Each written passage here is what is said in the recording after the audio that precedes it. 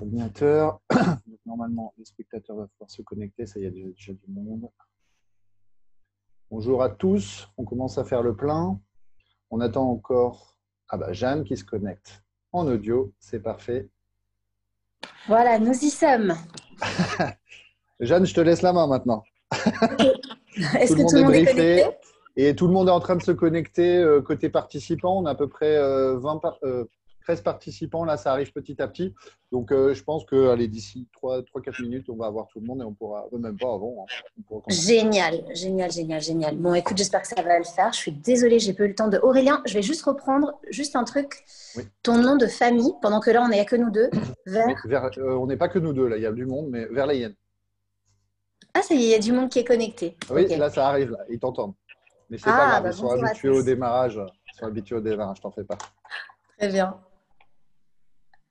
Dès que tout le monde sera là, vous pourrez me dire quand on peut commencer. Eh bien, on a 6 spectateurs. Ça semble s'être… Ouais, non, ça ne s'est pas stabilisé. Ça arrive petit à petit. Je pense que d'ici à 5, on commence. Peu importe qu'il Très y ait bien. du monde ou pas de monde, on commence. Ok. Parce que là, ils sont au taquet depuis une demi-heure, tous nos invités. Et ils vont nous faire une belle présentation. Il ne faut pas qu'on les déconcentre. Super.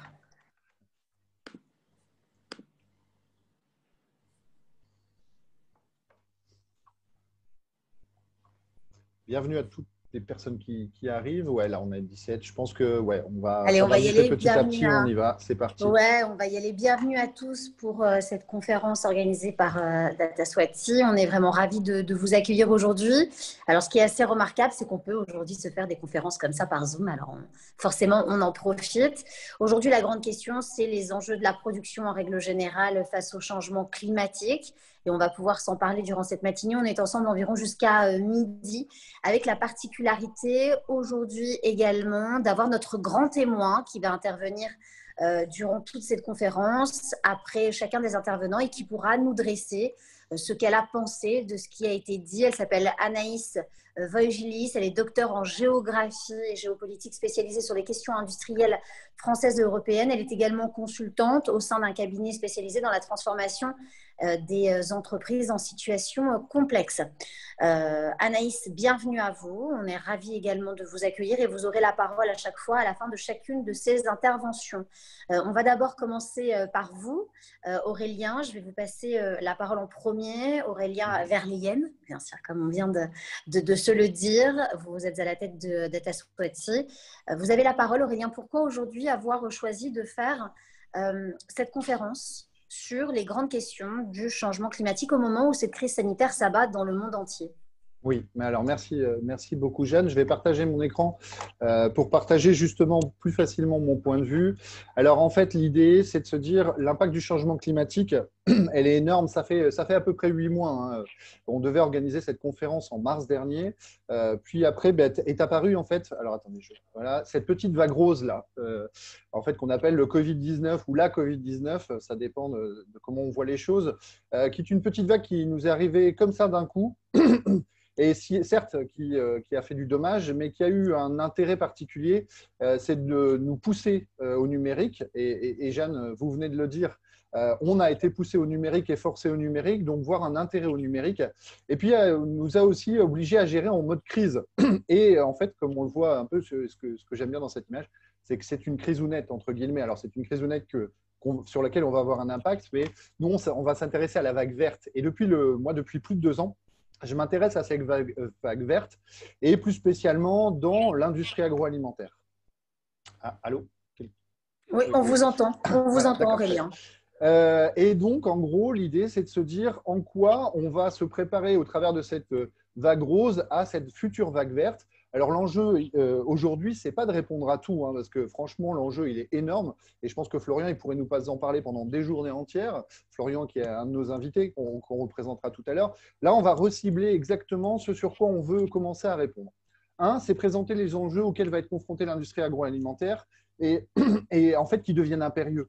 Il faut y répondre dès maintenant parce que nous, au quotidien, on s'aperçoit chez nos industriels qu'il y a déjà des effets. Et il y a déjà des effets depuis quelques années. Et donc, en fait, pour garder une société stable, et je le rappellerai un peu tout à l'heure, en gros, pour garder une société stable, il faut nourrir cette société. Et puis, il y a un enjeu énorme aussi, hein. Il y a une démographie en croissance. On prévoit 40% de croissance de la démographie d'ici 30 ans, donc d'ici 2050, à peu près 9 à 10 milliards d'êtres humains. Donc, il va falloir aussi passer à l'échelle. Et comment nourrir plus avec toujours autant d'espace, parce que la Terre, jusqu'à présent, est finie. Deuxième chose, on va identifier comment. Et vraiment, l'intelligence artificielle peut constituer une partie de la réponse, et je dis bien, et je précise bien, une partie de la réponse, ce n'est pas un tout, c'est une partie, mais qui peut être assez efficace et assez rapidement mise en place, en fait. Donc, voilà. Et puis, l'idée, c'est d'identifier les grandes dynamiques qui doivent être activées justement pour accélérer cette réponse. Et là, j'attendrai effectivement de la part de Anaïs de pouvoir nous répondre et nous dire comment elle voit ces dynamiques et comment on pourrait les mettre en place. Alors clairement, je vais pas spoiler ce que va vous dire Florian, mais effectivement, une trajectoire plus 4 degrés dès aujourd'hui, c'est à peu près ce qui est la tendance. C'est baisse de rendement, 10 à 25% d'ici 2050, c'est raréfaction de l'eau potable, c'est augmentation des aléas climatiques, on en a déjà vu au mois de septembre, même cet été, hein, sécheresse, mais on en a vu aussi au mois de septembre, il faisait 35 à 39 degrés à Nantes. Quand vous êtes en train de produire notamment des gâteaux, vous vous retrouvez peut-être dans des situations assez particulières que vous n'avez jamais vues. Donc, ça veut dire quoi? Maîtrise de la qualité, c'est assez difficile. Augmentation des coûts aussi, forcément, hein, parce que raréfaction d'une ressource, ça veut dire augmentation de son coût. Et puis, maîtrise du processus, quand vous prenez des aléas climatiques régulièrement et que ça devient de plus en plus variant, en fait, vous avez du mal à maîtriser votre processus. Ça veut dire quoi derrière? C'est diminution des marges ou augmentation des prix pour l'industriel de l'agroalimentaire. Autrement dit, on change ce mode-là qui était de dire on produit, on est stable. Alors, attendez, je vais afficher mon petit pointeur. On produit, on est à peu près stable. Globalement, derrière, on transforme, on est toujours à peu près stable. On maintient une qualité constante et un prix bas. Globalement, demain, c'est potentiellement ça qui arrive. C'est-à-dire des variations dans la production de matières premières qui induisent des variations dans la qualité du résultat. Et derrière, forcément, une augmentation, une variation de la qualité et une augmentation des prix. Or, on sait très bien que dans une société, une augmentation ou un changement de contexte sur la partie nourriture, ça peut créer quelques perturbations. Alors, comment l'enjeu sur la production agroalimentaire? Donc là, je refocus sur l'usine en elle-même, avec son fournisseur, son premier fournisseur qui est effectivement l'agriculteur globalement, et puis son premier client qui est le client final. Comment en fait elle va être impactée? Le consommateur est de plus en plus demandant, hein. Le Yucca, ça a fait qu'on change à peu près la moitié de nos produits, on veut plus d'additifs, on veut plus de pesticides, voilà, on a aussi le Nutri-Score qui arrive dedans, donc ça complexifie la recette. Potentiellement demain, en fait, les consommateurs, et je l'espère, voudront un indicateur carbone sur ce qu'ils achètent et ce qu'ils mangent. Ça, c'est un enjeu énorme. Et pour faire ça, en face, vous, en tant qu'industriel de l'agroalimentaire, vous êtes aussi très dépendant de vos agriculteurs. Vous avez une volatilité des prix, des qualités variables, des temps de conservation qui vont switcher en termes de qualité de matières premières. Moi, j'ai un client dans le cacao qui se retrouve en rupture d'appro parfois, hein, parce que globalement, les fournisseurs sont de plus en plus rares et des fois, certaines années, ont du mal à produire ou ont une mauvaise production. On leur prend quand même parce que globalement, l'idée, c'est qu'ils continuent derrière. Mais qu'est-ce que vous faites avec cette mauvaise production, voire même avec plus d'appro et donc comment vous switchez en fait vos ingrédients. En face aussi, je le disais tout à l'heure, vous allez vous retrouver dans des conditions météorologiques potentiellement, raréfaction de l'eau, je laisserai Stéphane aussi parler là-dessus, variabilité croissante des saisonnalités, ça c'est important. Et tout ça, ça a des impacts sur ce que vous faites au quotidien, des pertes de matières premières, des pertes de produits et des consommations qui sont potentiellement en hausse parfois, ce qui peut avoir aussi des effets forcément négatifs. Bon, on estime aujourd'hui c'est 5% de pertes équivalent chiffre d'affaires, moyenné, bien sûr, hein, je simplifie, mais globalement, en période de crise et en période de crise climatique, je ne parle pas de la crise actuelle, ça peut aller jusqu'à 20, voire même plus, certains moments. Et puis, globalement, derrière, ça va aussi avoir un impact sur l'équivalent CO2 émis par produit. Et si demain, vous avez un indicateur carbone, globalement, vous allez avoir des effets là-dessus, parce que plus vous perdez de matière, et plus vous en jetez, et plus, en fait, votre impact carbone total va être impacté sur votre produit que vous arrivez à vendre. Donc, tout ça, c'est des points qui sont extrêmement importants. Et oui. J'attendais un petit bruit, mais non. OK. Et donc, en fait, comment on va pouvoir faire? Alors, effectivement, en tant que start-up, on a plein d'idées, mais c'est vrai qu'on a un peu 4 ans d'expérience dans l'IA. Donc, on se dit, OK, sur chaque point, on peut essayer de répondre sur chaque point de la chaîne de prod. Premièrement, pour les qualités de matières premières, on peut se retrouver à identifier les meilleures recettes dans un historique donné. Effectivement, en les mélangeant, par exemple, si vous produisez en équivalent été en plein mois de septembre, peut-être qu'on peut aller chercher les meilleures recettes. Globalement, c'est rendre plus dynamique les modes de production. Et ça, c'est important, rendre plus dynamique et plus réactif à des modes de production et se dire que les saisonnalités vont changer. En rupture d'appro, ça peut être reformuler des recettes. Clairement, c'est une réduction du coût d'expérimentation. Déjà, c'est un premier gain. C'est de se dire, bah voilà, j'ai besoin de changer des ingrédients. Comment je change ces ingrédients et comment, en fait, potentiellement, une IA va venir m'aider à changer ces ingrédients et à trouver, à ne pas tout tester. Parce que si je teste tout, bah, je vais perdre du temps et je vais aussi dépenser beaucoup d'argent, potentiellement pour des résultats qui ne vont pas être bons. En face, quand vous avez des conditions météorologiques très variantes, ben vous pouvez assister à la production en période extrême, ou pas que extrême d'ailleurs. Donc, ça vous aide à réduire les erreurs de réaction. Voilà. Ça, c'est des pistes que je lance. On reviendra dessus, bien sûr. Quand vous êtes en perte de matières premières, perte de produits, vous pouvez imaginer de prédire une qualité en sortie pour permettre justement d'économiser cette perte, parce que vous réagissez plus tôt. Si vous réagissez plus tôt, eh ben, vous récupérez potentiellement cette perte. Et puis, en termes de consommation, eh ben, on peut estimer, recommander des usages économes. Ça ne veut pas dire, effectivement, ça ne remplacera jamais une isolation, ça ne remplacera jamais un changement de process, mais rapidement, on peut faire quelques pourcents, et quelques pourcents plus quelques pourcents, ça peut avoir des effets intéressants à long terme. Et globalement, ça aussi, c'est une marotte, et je pense qu'Anaïs va facilement rebondir dessus. C'est un point important, c'est de se dire, OK, on va mutualiser un savoir-faire avec une IA. Ça veut dire quoi, mutualiser un savoir-faire? Ça veut dire notamment permettre peut-être de recréer des micro-unités de production et se dire que ces micro-unités de production, elles n'ont pas besoin d'avoir toutes les années de savoir-faire. Elles vont hériter de la connaissance externe. On va permettre le transfert sur une micro-unité et en fait, on va permettre à des opérateurs de monter plus vite en compétences. Et ça, c'est un enjeu, on s'en est aperçu. Alors, je ne vais pas parler de la pharma, mais la pharma est devenue stratégique, l'agroalimentaire aussi. Et en gros, comment on produit en Europe et mieux en Europe et comment on relocalise. Globalement, tout ce que je viens de dire, c'est valable aussi bien pour les métiers historiques. Alors là, je vous en cite deux, mais il y en a beaucoup, les métiers de l'agroalimentaire historique. C'est valable aussi pour les nouveaux types de production. Les gens qui font de l'insecte, Algorapolis par exemple, qu'on accompagne, qui font de la spiruline, c'est des méthodes de production bas carbone, c'est des nouveaux modes de production, c'est des nouvelles fermes urbaines. Mais clairement, en fait, ils sont impactés de la même façon. Et donc, en fait, l'IA va pouvoir venir aider là-dessus parce que globalement, les enjeux ne sont pas tout à fait les mêmes, mais derrière, il faut mieux produire pour notamment passer à l'échelle et puis répondre à l'enjeu climatique. Alors, un point aussi qui me tient à cœur, c'est que le remède ne doit pas être pire que le mal. Et ça, c'est extrêmement important pour moi. En gros, la réponse numérique doit être raisonnée parce que globalement, là, déjà, j'ai pris quelques chiffres, mais le numérique émet déjà 4 fois plus de CO2 que la France, le numérique confondu. On estime que c'est 4% mondial, ça arriverait à 8% d'ici quelques années. Donc, c'est énorme. Donc, oui, principalement, c'est de la vidéo, c'est plein de choses comme ça. Mais globalement, il ne faut pas que notre IA, en fait, que nos IA, parce qu'on est très consommateurs d'énergie, soient pires que ce qu'on fait comme résultat. Il faut avoir une approche raisonnée de la chose. Donc ça, c'est ce qu'on appelle la sobriété numérique. Et donc là, je viens de lancer un petit point à Florian, parce qu'effectivement, c'est un point qui nous tient à cœur. C'est ne soyons pas pires que le mal et faisons en sorte d'être sobres aussi nous et de s'appliquer à nous-mêmes les enjeux. Alors, maintenant, je me permets d'introduire et puis après, je vous laisse avec les experts, mais on a des invités effectivement exceptionnels pour répondre à ce sujet et je suis très content de les avoir tous autour de la table. On a Florian Gallo qui va nous parler justement des impacts du changement climatique et il ira beaucoup plus loin que moi. Stéphane qui va nous parler des enjeux de l'eau en industrie parce que lui, il a beaucoup d'expérience sur ce sujet. Alexandre ne pourra pas venir malheureusement, mais qui devait nous parler justement de comment on change les indicateurs. Peut-être qu'à la fin, quand on vous diffusera quelques slides, il nous en donnera un. Mais l'idée, c'était de changer les indicateurs. Clairement, une fois qu'on a ça, une fois qu'on aura les retours d'experts, l'idée, c'est de parler avec Jean-François pour l'IoT, ensuite Christophe pour les usages de l'IA pour l'industrie, et d'avoir un retour d'Anaïs sur justement l'enjeu, ce qu'elle en a compris, les enjeux de Réindus, et comment on fait en sorte pour mettre des politiques efficaces et qui nous aide à justement activer cet enjeu. Et puis Jeanne, qui nous fait le plaisir aussi d'être là et qui est plutôt la non-experte et qui va poser toutes les questions pour être sûr de bien comprendre et faire en sorte qu'on soit le plus clair possible et qu'on ne reste pas dans un environnement d'experts, parce que ça, c'est extrêmement important aussi de faire en sorte qu'on se comprenne tous. Voilà, c'est parti. J'ai envie de vous dire, Jeanne, je vous relaisse la parole, je lâche le temps. Et voilà, on est parti. Alors justement, on va commencer, on va rentrer dans le vif du sujet, comme vous venez de le dire Aurélien. Et ma première question avant d'introduire Florian Gallo, elle est pour vous.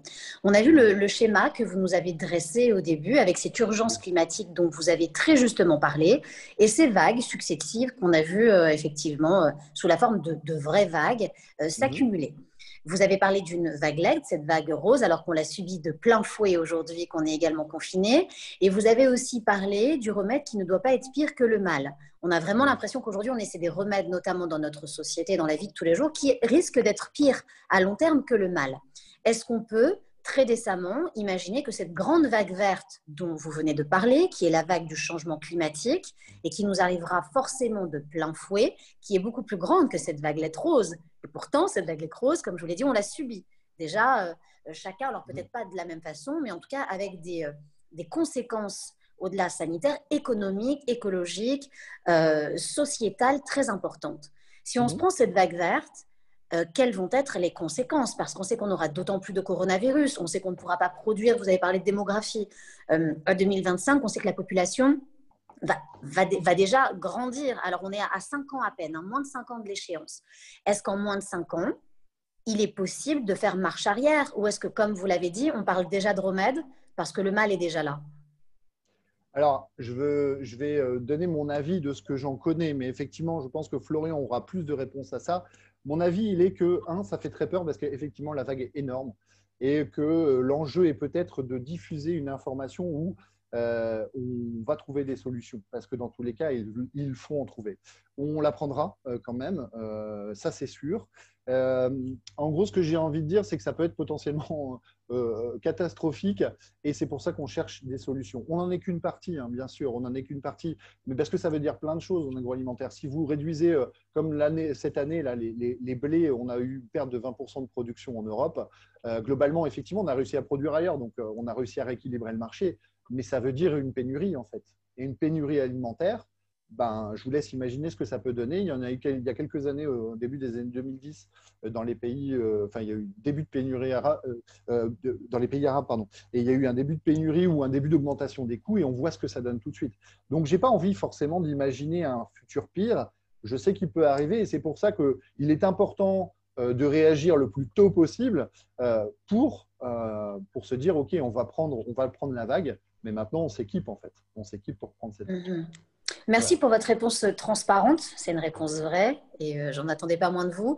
Allez, on va donner maintenant la parole à Florent Gallo. Bonjour, bienvenue Florent. Avec vous, on va parler changement climatique. Quels sont les impacts? Quels sont les risques? Vous allez avoir 10 minutes à la fin de votre intervention, à la fin de chacune des interventions. Je vous proposerai en direct à ceux qui nous regardent de poser vos questions. N'hésitez absolument pas à le faire. On sera là pour y répondre. Nos experts y répondront. Et puis Anaïs sera là également pour faire une sorte de condensé, de débrief de ce qu'elle a entendu. Florian, vous êtes avec nous? Oui, est-ce que vous m'entendez? Oui, je vous entends. C'est vous qui avez la parole. Alors, je ne sais pas si vous arrivez à me voir. J'ai l'impression que ma caméra ne marche pas, mais peu importe. Je vois un gros J, effectivement. Ah, je suis le gros J. Hein. C'est donc cela. Je vais essayer d'arranger ça pendant votre intervention. Vous avez donc la parole. 10 minutes sur le changement climatique, les impacts et les risques. C'est à vous, Florian. Ça marche. Merci beaucoup. Alors, il y a effectivement beaucoup de choses à évoquer en 10 minutes. Aurélien a commencé un petit peu à dresser le tableau. Donc, on va aller un tout petit peu au pas de course au cours de ces 10 minutes. On pourra revenir à toute question que vous avez un peu plus tard. On va donc parler à la fois changement climatique, les liens avec l'industrie agroalimentaire. On va commencer par cette partie climatique. Donc, je pense que à force d'en entendre parler, vous avez une idée de ce qu'est le changement climatique. Donc, je vais quand même le rappeler rapidement. C'est lié à une modification de l'effet de serre. On va être un tout petit peu technique ici, hein, on va revenir. Cette modification de l'effet de serre dans l'atmosphère va entraîner un réchauffement de l'atmosphère, mais pas seulement, hein, va entraîner aussi de nombreuses modifications du système climatique, notamment en ce qui concerne les régimes de précipitation, les circulations océaniques, les circulations atmosphériques, et donc impacter le climat du monde entier. La première chose à vraiment avoir en tête, c'est que le climat actuel, hein, je ne parle pas de ce qui se passe à la fin du siècle, mais le climat actuel est quelque chose d'inédit dans l'histoire humaine. Jamais l'humain, et encore moins l'humain moderne, sédentaire, agriculteur, n'a connu un climat aussi chaud que celui d'aujourd'hui. Quand on parle de réchauffement climatique, on est environ aujourd'hui en moyenne à plus 1,1 degré de réchauffement climatique. Alors quand on parle de réchauffement, hein, c'est plus X degrés. En général, on prend comme référence le début de la période industrielle, donc là, on va dire la fin du 19e siècle. Hein. Donc en l'espace d'un peu plus d'un siècle, on a pris 1,1 degré de réchauffement climatique avec une accélération très forte dans la deuxième moitié du 20e siècle. Petit rappel, l'accord de Paris, hein, auquel a souscrit la France et de nombreux pays, implique de limiter le réchauffement climatique à horizon de la fin du siècle, la fin du 21e siècle, à moins de 2 degrés et de tendre vers le plus 1,5 degré. Je fais une toute petite parenthèse hein, pour être pessimiste. le 1,5 degré, on y est déjà. En fait, il y a une certaine inertie dans le système climatique qui fait que, en fonction des émissions qui ont déjà eu lieu dans les activités humaines, hein, et en fonction de l'inertie de ce système climatique, on va arriver, quoi qu'on fasse, aux alentours d'1,5 degré de réchauffement dans les 15 à 20 prochaines années. Alors, l'idée, c'est vraiment de limiter au maximum ce changement climatique, donc de limiter en fait la taille de la vague. La vague est là, la vague sera là, la vague, on la sent déjà, mais il faut véritablement limiter sa taille, puisque si on ne la limite pas, les conséquences sont vraiment dramatiques, et je ne cherche pas à être catastrophique, c'est véritablement dramatique. Si on ne fait rien et qu'on part vers des réchauffements de l'ordre de plus 5, plus 6, plus 7 degrés à horizon fin de siècle, hein, encore une fois, pour faire un petit parallèle, hein, plus 5 degrés, c'est la différence entre une ère glaciaire et interglaciaire. Donc des changements complets de paysage et une planète qui ne ressemble plus du tout à ce qu'elle était, tout ça en l'espace d'une grosse centaine d'années. Donc on se retrouverait avec de nombreuses régions du monde, des centaines de millions ou de milliards de personnes qui habiteraient dans des zones qui sont inhospitalières pour la vie humaine. Il faut vraiment se rendre compte de ça, avec les problématiques sociales, les migrations, les problématiques géopolitiques qu'on peut évidemment imaginer. Il ne faut pas se croire à l'abri dans nos régions tempérées, hein, même dans nos régions européennes tempérées. En France, on n'est pas du tout à l'abri de ces changements. On commence déjà à les observer.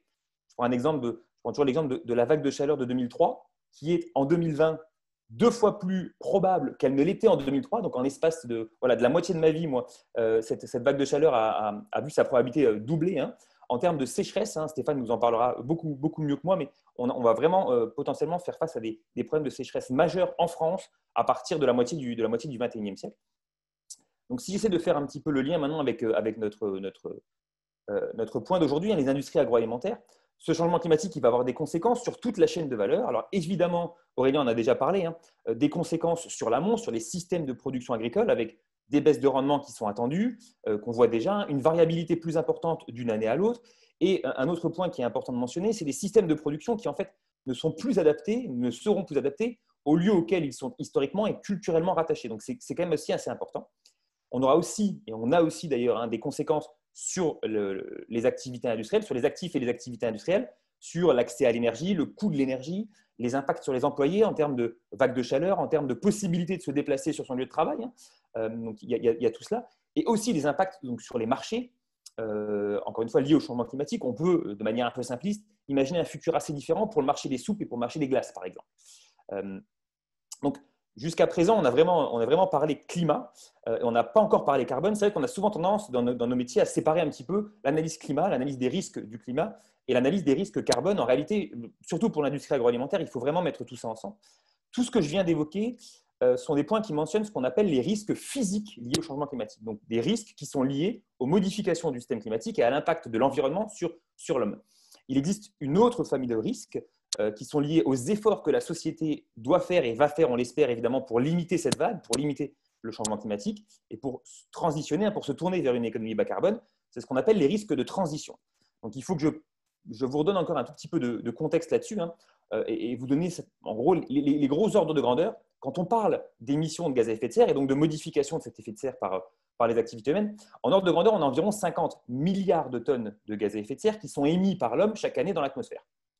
Les puits naturels de carbone sont capables, encore une fois en ordre de grandeur, d'en absorber 10 milliards. Donc on a chaque année 80% des émissions anthropiques de gaz à effet de serre qui restent en excès dans l'atmosphère et qui modifient donc cet effet de serre et qui entraînent ce réchauffement climatique et ce changement global.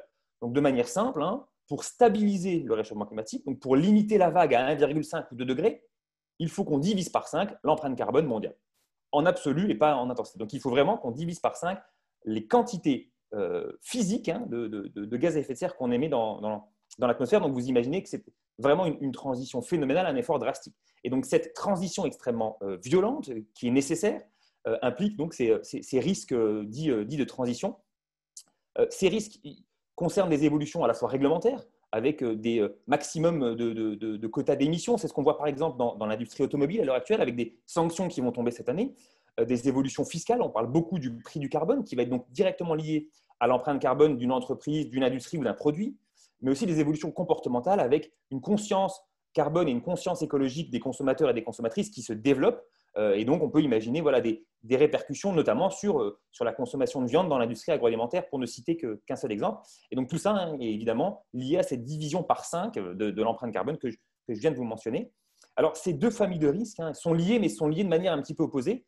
Il est évident que plus on fait d'efforts, plus les risques de transition auxquels vont faire face les différents secteurs, et notamment le secteur de l'industrie agroalimentaire, vont être importants. Mais dans le même temps, plus on limite la vague, donc plus on limite les risques physiques liés au changement climatique. Inversement, si on n'a aucune transition et qu'on ne fait aucun effort, on a des risques de transition qui sont très faibles, mais on a un changement climatique qui va être dramatique, dont je vous ai parlé tout à l'heure.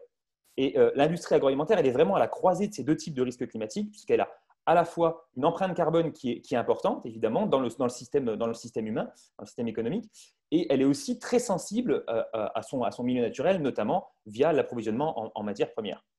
Donc voilà un petit peu pour le constat. Maintenant, si on essaie de se raccrocher encore plus à notre thématique du jour, qui est l'intelligence artificielle, et donc cette fois-ci, Aurélien, c'est moi qui ne suis pas le spécialiste de ça, mais je vais essayer d'en dire deux mots et de vous dire où je vois l'intérêt de l'intelligence artificielle et de toute cette science des données, en fait, dans cette problématique. Pour moi, il y a 3 points principaux à évoquer, que Aurélien, vous avez commencé à évoquer aussi. Alors, sur la question de la résilience de l'industrie au changement climatique, la contribution de l'intelligence artificielle, pour moi, elle est vraiment liée à une meilleure compréhension et à une meilleure quantification des vulnérabilités du système, et notamment à une meilleure quantification en fait, des impacts de la météo et du climat sur les systèmes de production. Et ces quantifications ne sont pas du tout simples. Donc, il y a vraiment énormément de données à gérer, à cruncher presque, pour mieux comprendre et mieux quantifier ça. Il y a un point qui est aussi important, c'est la question des prévisions. Alors, je m'éloigne un tout petit peu de l'industrie agroalimentaire, mais on se rend compte que l'intelligence artificielle est de plus en plus utilisée, notamment en climatologie et en météorologie, pour améliorer les modèles de prévision météorologique, notamment sur le moyen terme. On a beaucoup de mal à l'heure actuelle à faire des prévisions à l'échelle de la saison ou à l'échelle de l'année. On sait donner la météo sur la prochaine semaine, on sait savoir à quoi le climat ressemblera en 2050, mais ce qui se passe sur les prochains mois ou les prochaines années, on a beaucoup plus de mal. Il y a beaucoup de processus d'intelligence artificielle et d'apprentissage machine qui sont utilisés pour améliorer en fait ces prévisions à moyen terme, de manière à pouvoir mieux anticiper les conditions climatiques et météorologiques de la saison, et donc à mieux lisser les variations annuelles croissantes que mentionnait Aurélien tout à l'heure. Et sur la question du carbone, alors il faut être vraiment clair là-dessus. Effectivement, vous l'avez dit Aurélien, l'intelligence artificielle elle peut contribuer à l'optimisation des systèmes afin de diminuer éventuellement un impact carbone. Soyons clairs, quelque technologie que ce soit ne va pas nous permettre la division par 5 dont je vous parlais tout à l'heure. En revanche, l'intelligence artificielle et les nouvelles technologies vont nous permettre d'optimiser certains des process, vont nous permettre en fait, d'appuyer à fond sur certains des leviers qu'il va falloir actionner pour réaliser cette transition. Donc cette transition, elle va passer par de nombreux leviers, de la sobriété, de l'efficacité. Et je pense que l'intelligence artificielle a vraiment son rôle dans, on va dire, l'optimisation du levier efficacité, l'optimisation énergétique notamment, qui sera véritablement nécessaire, encore une fois pas suffisante pour cette transition drastique que je mentionnais. Je finirai juste sur le point qu'Aurélien a également mentionné tout à l'heure. Tout ça, ça a un coût carbone. Cette quantité phénoménale de données qui doit être traitée a un coût énergétique extrêmement important. Comme le disait Aurélien, on estime que l'empreinte carbone du numérique à l'heure actuelle dans le monde, c'est similaire à celle de l'aviation et c'est en croissance de plusieurs pourcents tous les ans. Donc, c'est ça le problème. On est en train d'ajouter un problème carbone à un problème qui existe déjà. Donc, il faut vraiment se poser la question a priori du rapport entre le coût carbone et le bénéfice carbone d'une telle technologie. Ne pas mettre en place une technologie parce qu'on le peut, mais mettre en place une technologie parce qu'on a la preuve quantitative qu'elle va dans le bon sens. Et je m'arrêterai là, en 10 minutes et 15 secondes. Ouais, c'était très intéressant. Vous avez en plus tenu le temps à partie, Florian. Avant de vous poser des questions, je vais vous inviter, vous qui nous regardez, à pouvoir également poser vos questions en direct. Il y a un onglet en haut qui s'appelle Q&A et ça vous permet justement de nous envoyer nos questions. On peut y répondre directement. Je les poserai bien sûr à vous, Florian. Moi, forcément, j'ai des questions pour vous. Je vais y venir après. J'aimerais d'abord passer la parole à Anaïs Vangis. Vous êtes avec nous, Anaïs ? Oui, je suis avec vous. J'éteins ma caméra pour des questions de bande passante. C'est un exposé qui était très intéressant. J'ai pas forcément de propos de synthèse qui me viennent tout de suite parce que en 10 minutes, c'était déjà très synthétique sur les enjeux du réchauffement climatique. J'ai peut-être une série de questions. La première, c'est quel est le degré de prise de conscience des gens par rapport à ce changement ? Parce que en fait, on parle beaucoup de changement climatique, mais si on veut vraiment tenir le pari de la transition dont vous parlez, on doit complètement modifier les habitudes de consommation, la manière dont on produit et la manière dont on appréhende même. Alors là, je m'éloigne un peu du champ purement de l'agroalimentaire pour aller sur un champ plus large de l'industrie. Mais aujourd'hui, on se rend bien compte qu'on a tendance à optimiser un point du cycle de vie du produit. On n'a pas du tout de réflexion en cycle de vie global, que ça aille des extractions de matières premières jusqu'à le recyclage au recyclage du produit. Donc, est-ce que c'est pas on n'a pas encore un manque de maturité, de prise de conscience? Et la deuxième chose, c'est une manière assez concrète. Qu'est-ce que chacun, en fait, qu'est-ce que chaque industriel qui nous écoute aujourd'hui peut faire à son échelle pour aller vers cet objectif de résilience et de transition? Voilà, deux questions. Florian Gallo, excellente question, Anaïs. Non, excellente question, Anaïs. Florian. Je réponds, oui. Alors, sur la question de la prise de conscience, je pense que alors je vais être à la fois pessimiste et optimiste. On observe une prise de conscience croissante, clairement. Sur les 5-6 dernières années, on a vraiment une prise de conscience, notamment du grand public, mais aussi des industriels, qui est vraiment croissante sur le sujet, qui reste insuffisante en termes d'ordre de grandeur. Je pense que pour la plupart des gens, le changement climatique est devenu une préoccupation majeure. On le voit dans les études d'opinion notamment. En revanche, l'ordre de grandeur du changement qui est nécessaire pour le limiter, je pense que ça, c'est en revanche vraiment pas du tout compris. La conscience que ce n'est pas une question d'optimisation, mais une question de modification drastique de nos habitudes de consommation, de production, ça, ce n'est pas encore intégré. Mais je vois vraiment une prise de conscience qui est vraiment croissante sur les quelques dernières années. Donc, je vais essayer d'être optimiste et me dire que ça va aller. On parle beaucoup de pédagogie, on parle beaucoup d'expliquer ces problématiques dans les classes supérieures, dans les écoles d'ingénieurs, dans les écoles de commerce. Je pense qu'il y a aussi un gros point à faire sur les plus jeunes, en fait, et vraiment faire prendre conscience de l'intensité du problème aux plus jeunes qui sont clairement de très bons médias, on va dire, envers les parents. Mais il y a vraiment une question de la prise de conscience de la taille du problème qui est compliquée. En termes de ce qu'on peut faire, il y a effectivement il y a de nombreuses choses. Alors évidemment, avant de vouloir perdre du poids, il faut savoir d'où on est. Donc, quand on parle de calcul d'empreinte carbone, c'est des choses auxquelles les entreprises sont maintenant soumises pour la plupart. Il y a vraiment une question de standardisation, en fait, de normalisation de la méthode de calcul. Pour l'instant, on demande aux gens de calculer effectivement leur empreinte carbone. On ne les cadre pas forcément encore assez sur la façon de calculer. Donc, on peut calculer son empreinte carbone de manière très complète ou de manière quasi incomplète. Je prends l'exemple d'une industrie automobile.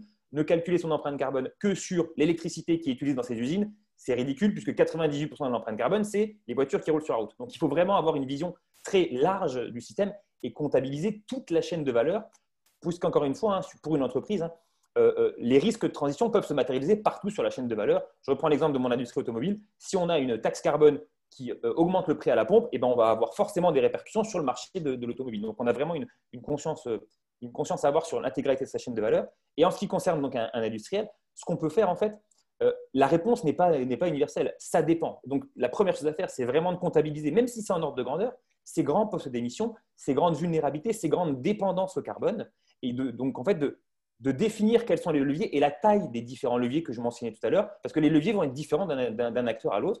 Et ensuite seulement, on va pouvoir commencer à mettre en place une stratégie carbone qui va être basée sur ces leviers. Le but, ce n'est pas de dire je vais faire moins 50, moins 60, moins 70% à tel horizon de temps. Le but, c'est d'identifier les leviers, d'identifier les actions qui sont faisables à la fois d'un point de vue carbone et à la fois d'un point de vue industriel. Et ensuite, de sommer ces actions pour voir si on est aligné avec la transition. Donc, il y a vraiment cette réflexion de quasi moyen terme à faire, où je suis, sur quoi je peux appuyer et comment j'avance, et vraiment de se fixer un objectif qui est chiffré et qui est tangible et robuste à horizon 2030 et 2050. Très bien, merci beaucoup Florian. Alors, il y a des questions pour vous effectivement au Q&A. Je vais prendre cette question très intéressante de Laura qui vous dit « Bonjour, quelle réponse apporter aux personnes qui sont réticentes à la transition sous prétexte que ça ne concerne pas leur génération, que c'est un problème pour les générations futures ?»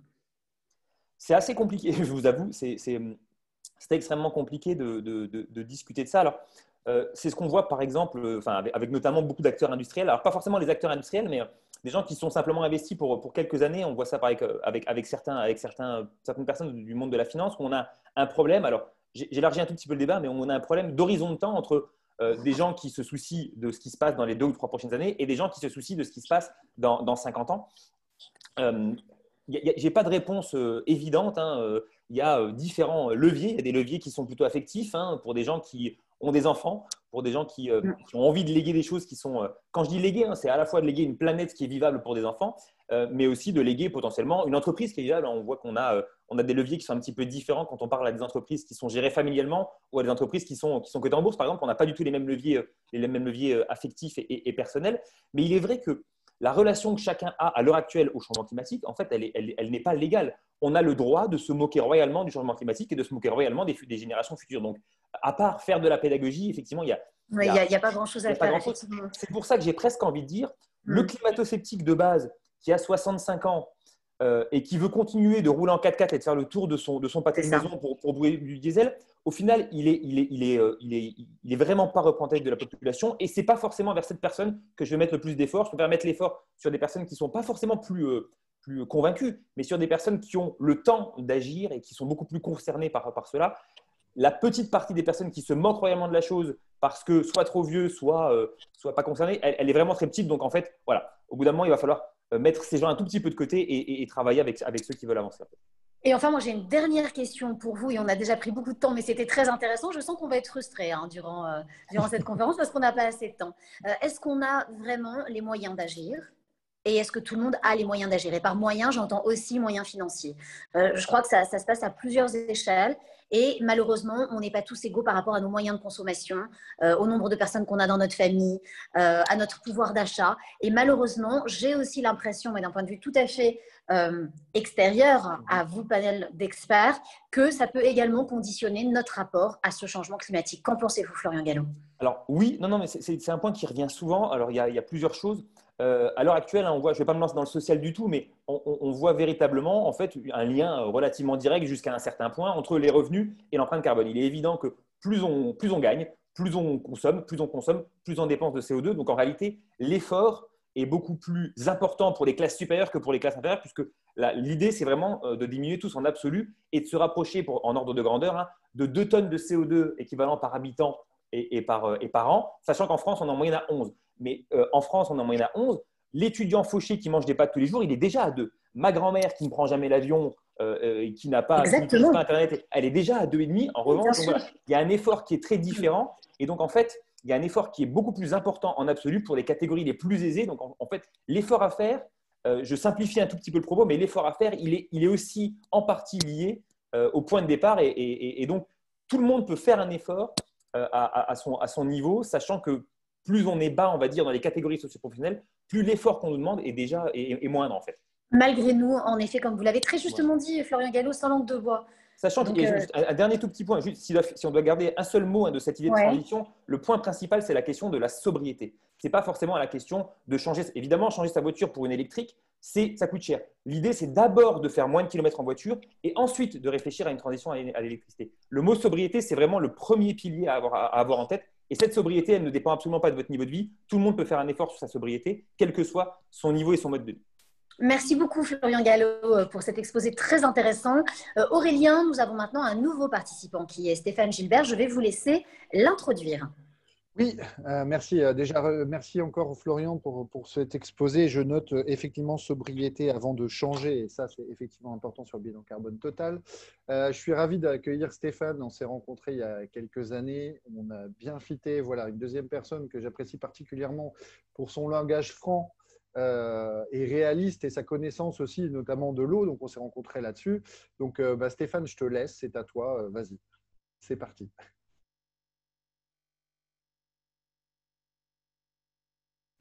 Alors Stéphane, on a juste un petit problème de son, allez-y. J'avais oublié de réactiver mon micro. C'est bon, on vous entend, vous avez 10 minutes, c'est à vous. Est-ce que vous voyez mon écran? On le voit très bien. Alors pour l'instant, on vous voit vous, et quand vous allez partager votre écran, on va le voir également. Pourtant, je le partage. Moi, je le voyais ton écran. Attendez, je vous le dis. Et oui, on voit votre écran. Voilà, donc tout d'abord, merci à tous les organisateurs de ce temps de parole.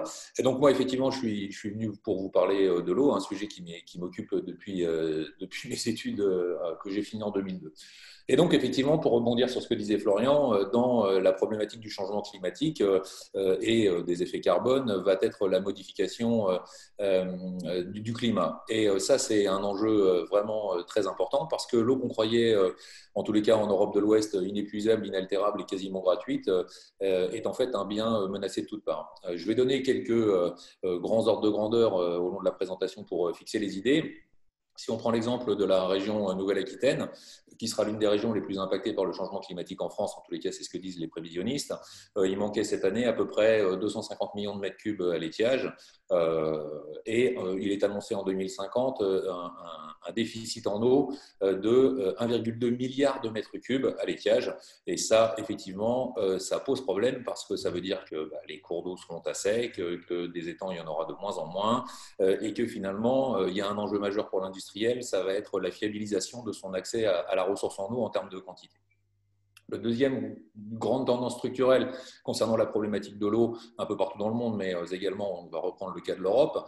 L'Europe annonce très clairement que 90% des masses d'eau superficielles, c'est-à-dire voilà, les rivières, les lacs, les étangs, sont contaminés par des polluants organiques persistants.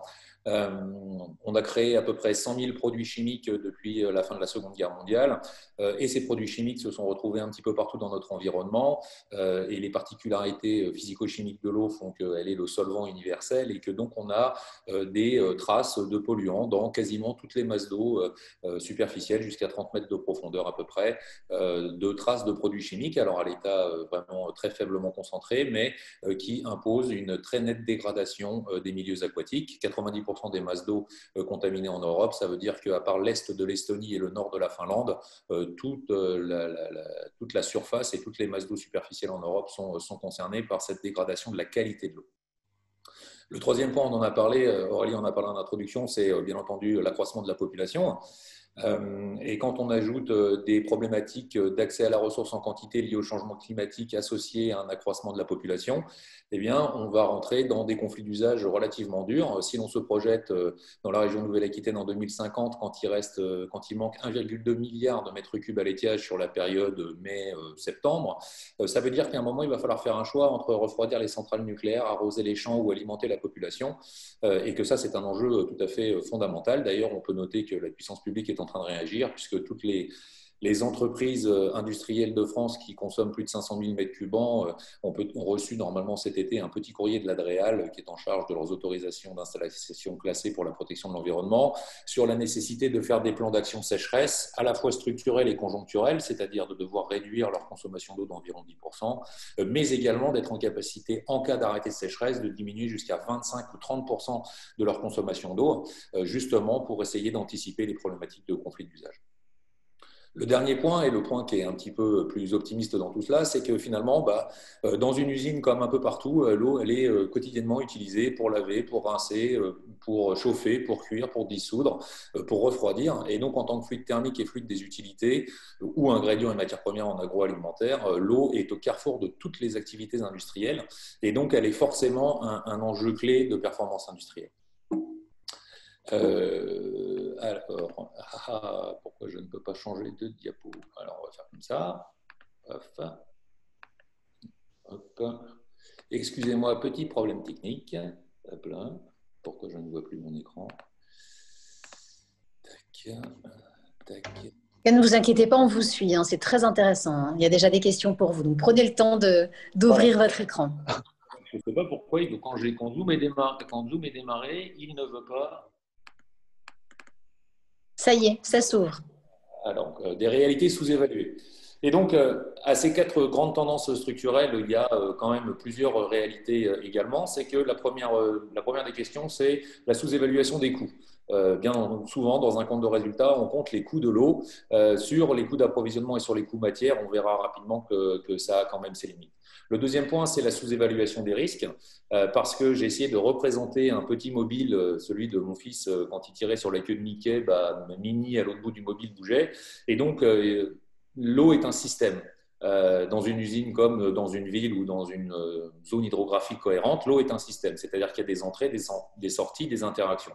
Et que la problématique, c'est que si on n'applique pas une problématique systémique, une approche systémique, on se trompe forcément d'échelle, qui est un propos qui a été introduit par notre ami Florian. Et effectivement, la difficulté, c'est de trouver des solutions qui soient à l'échelle de la problématique. Le dernier point, et ce qui va nous amener à l'IA en fin de présentation, c'est la sous-évaluation des besoins d'analyse. Il faut savoir que les réponses actuelles des problématiques liées à l'eau pour un industriel, mais pour la ville, c'est pareil, on va gérer les conséquences. Et donc, on va mettre plus de technologie et ce n'est pas vraiment adapté aux nouveaux enjeux. Ce qui est très important, quand on veut effectivement aller vers des solutions à l'échelle, il faut être en capacité d'identifier très finement les usages de l'eau pour pouvoir les optimiser. Et c'est pour ça qu'on a besoin d'analyse de manière plus importante. Pour revenir quelques secondes à l'idée des coûts, comme je le disais, l'eau, elle est partout dans l'usine, vraiment partout. Et malheureusement, il est très difficile de distinguer les coûts de l'énergie des coûts de l'eau, parce que la vapeur, c'est de l'eau, en fait, parce que les coûts de fonctionnement électrique de la station d'épuration, en fait, c'est de l'eau. La cause racine de la dépense énergétique est bien liée à l'eau. Et donc, en règle générale, dans la plupart des cas, l'industriel, parce qu'il peut difficilement faire autrement, va compter son coût du mètre cube, le coût d'approvisionnement et le coût de rejet, ce qu'on appelle les coûts matières, les coûts directs. Mais en fait, étant donné que l'eau, elle est absolument partout dans l'usine, encore une fois, pour laver, pour rincer, pour dissoudre, pour diluer, les impacts de pouvoir disposer d'une eau en quantité et en qualité au moment opportun est très important et est un vrai levier de performance industrielle pour les usines de production. Et donc, il existe tout un tas de coûts indirect objectif. L'un des plus évidents en agroalimentaire, c'est les coûts de non-qualité. C'est-à-dire que lorsqu'on produit des produits dont la qualité n'est pas conforme liée à une mauvaise qualité de l'eau, le surcoût engendré pour le traitement de cette non-conformité peut être tout à fait colossal pour l'industriel, mais ce n'est jamais rapporté au coût de l'eau. Nous, on a fait des études avec des contrôleurs de gestion chez nos clients industriels et il s'avère que le coût de l'eau en France aujourd'hui au mètre cube pour un industriel est plutôt de l'ordre de 15 € le mètre cube que de 2 à 4 € le mètre cube. Mais cette vision comptable d'une sous-évaluation des coûts de l'eau a induit dans les années précédentes un déficit d'investissement sur la question de l'eau et ce qui fait qu'on arrive parfois dans des situations un petit peu difficiles. Le point qui est très important, c'est que finalement, aujourd'hui, la science de l'eau est une science mature. En nouveaux brevets sur l'eau, on est à quelques dizaines par an, tandis que le traitement de l'air est à plusieurs centaines de brevets déposés par an. Tout simplement parce qu'aujourd'hui, à partir de quasiment n'importe quelle source d'eau, on sait fabriquer de l'eau pure avec des technologies extrêmement chères en énergie et extrêmement coûteuses financièrement en CAPEX et en OPEX. Mais aujourd'hui, les solutions de traitement, la science de l'eau est une science prémature. Par contre, lorsqu'on observe une usine, et c'est ce que nous on observe tous les jours, l'eau, encore une fois, elle est un peu partout dans l'usine.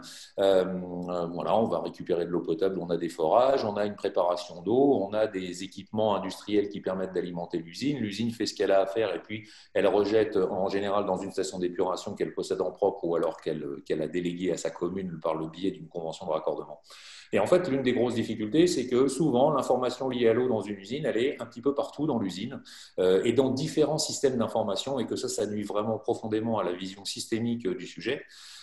Et que cette insuffisance, on va dire, d'évaluation de la donnée objective réduit la capacité à faire une analyse systémique de la question de l'eau sur une usine de très grande taille. Et donc, ça réduit la capacité à produire un diagnostic des points d'amélioration et des risques qui soient réellement pertinents à l'échelle du système. Aujourd'hui, l'enjeu pour un industriel concernant la question de l'eau, bien au-delà de tout, ce n'est pas tellement un enjeu de technologie. C'est plutôt un enjeu d'être en capacité de pouvoir analyser en temps réel. C'est plutôt la science de la donnée qui permet de mieux comprendre qui consomme quoi, qui rejette quoi. Et c'est en ce sens-là où nous, depuis fort longtemps, on fait ce travail-là de récupérer l'ensemble des données pour pouvoir les analyser d'un point de vue systémique, pour pouvoir identifier les points d'amélioration et les risques. Et bien entendu, s'agissant de recevoir des millions de données provenant de sites industriels, il existe pour l'IA un grand intérêt, d'ailleurs on collabore avec Dataswati sur certains sujets, parce que si la science de l'engineering et ce qu'on appelle les approches phénoménologiques, c'est-à-dire la science physique de base qui étudie les phénomènes, permet de faire beaucoup de progrès, il est indéniable que l'intelligence artificielle permet, notamment par l'analyse des signaux faibles, de faire d'autres sources de progrès à moyen long terme et d'être en capacité justement d'identifier des opportunités ou des risques qui n'avaient pas été identifiés jusqu'alors.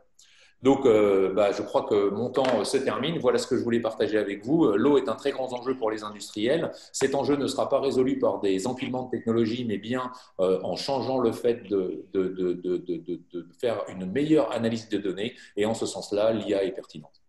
Merci beaucoup Stéphane Gilbert. Je vais maintenant vous passer la parole, Anaïs Vangelis, pour essayer de comprendre ce que vous en avez pensé et pour votre synthèse.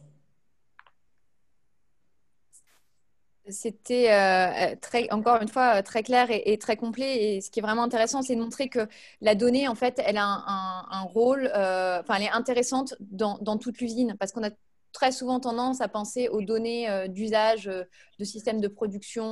On la voit de manière assez limitée et parfois on la voit pour optimiser un pan du process, alors que là, dans l'approche de Stéphane, il rappelle bien ce besoin d'avoir une vision systémique et d'essayer de trouver des points d'amélioration, des leviers d'amélioration dans toute l'usine.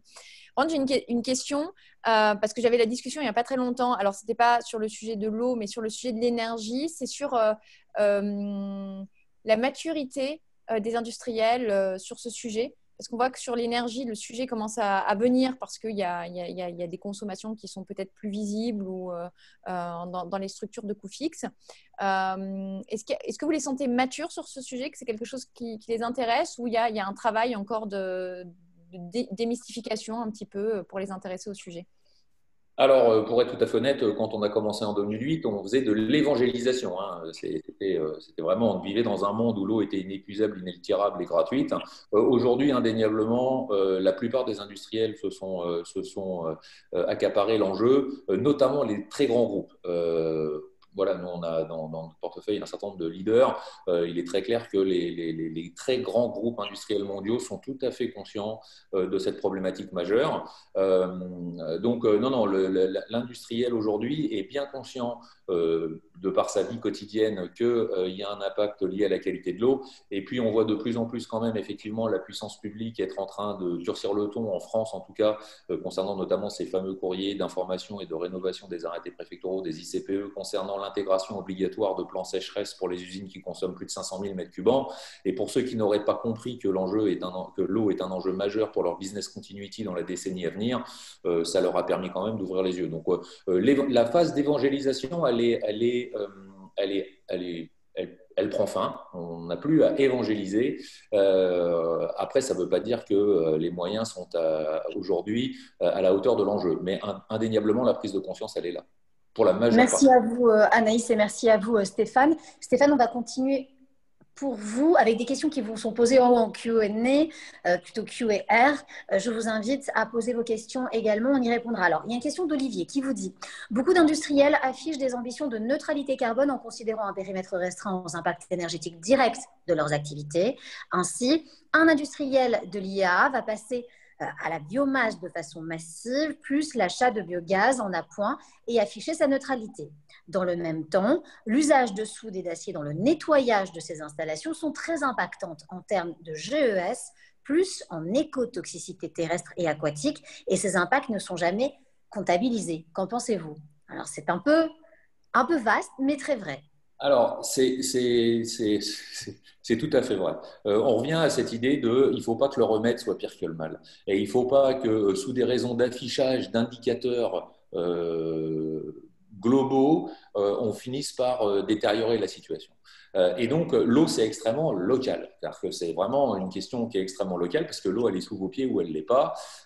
Et donc, effectivement, il faut trouver un équilibre entre la pertinence des réponses apportées et l'impact global. Malheureusement, on voit bien déjà la difficulté de pouvoir intégrer des indicateurs qui peuvent être relativement objectifs sur la question de la production de gaz à effet de serre, sur la question de l'écotoxicité, que je connais très bien parce que je me suis beaucoup intéressé à la toxicité sur les milieux naturels des rejets industriels. Là, c'est une question extrêmement difficile parce que les indicateurs, s'ils existent, sont basés sur des tests sur ce qu'on appelle des bioessais, donc sur des petits organismes vivants, des micro-crevettes, etc.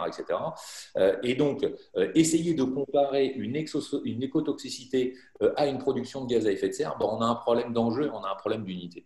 Et donc, il n'y a qu'une seule chose à faire, à mon avis, c'est effectivement de privilégier, bien entendu, les approches de sobriété et les approches multidisciplinaires. C'est-à-dire que on ne coupera pas, pour faire face à l'enjeu climatique, à des approches systémiques. Et quand on veut effectivement essayer d'évaluer l'impact du système, non seulement en gaz à effet de serre, mais sur son environnement en intégrant de l'écotoxicité, là, effectivement, la question est d'une très grande complexité et nécessite forcément des approches multidisciplinaires et c'est très difficile à faire. Et on pourra en parler à la fin de cette grande conférence Zoom. On parlera justement des indicateurs parce que vous avez parlé de pluridiscipline et que vous êtes plusieurs intervenants. On pourra prendre les points de vue de chacun. Moi, j'ai une question pour vous et on terminera là-dessus. Stéphane, un peu plus candide. Vous l'avez dit, aujourd'hui, de grands industriels se penchent vers l'eau. Avant, c'était l'or noir. Là, c'est presque l'or bleu, si on peut l'appeler bleu en tout cas. On va vraiment à la pêche à l'eau. On sait que c'est ce qui va rapporter énormément dans le futur. Or, aujourd'hui, on sait que tout passe par l'eau. Un exemple très concret. Nous sommes encore en pandémie dans le monde. Si on veut avoir un indicateur de cette épidémie, on va aller puiser dans l'eau pour voir ce qu'il en dégage et si on est en phase ascendante ou en phase descendante. Ça, on le sait, tout passe par l'eau. Alors, comment protéger cette eau qui est à la fois le reflet de cette société qui va bien ou qui va mal et qui est en même temps une ressource extrêmement populaire presque parce que si on manque d'eau, on sait très bien que l'humain peut ne pas manger un certain temps. En tout cas, il ne peut pas ne pas boire, il ne peut pas il en est de même pour les plantes, pour la terre, etc. On a besoin de l'eau, on ne peut pas vivre sans l'eau. Comment est-ce qu'on fait pour protéger cette ressource qui n'est pas inépuisable, comme vous l'avez dit, et qui est un indicateur de bonne ou de mauvaise santé d'une société? Alors, la question, encore une fois, est très vaste. Comment on peut protéger l'eau?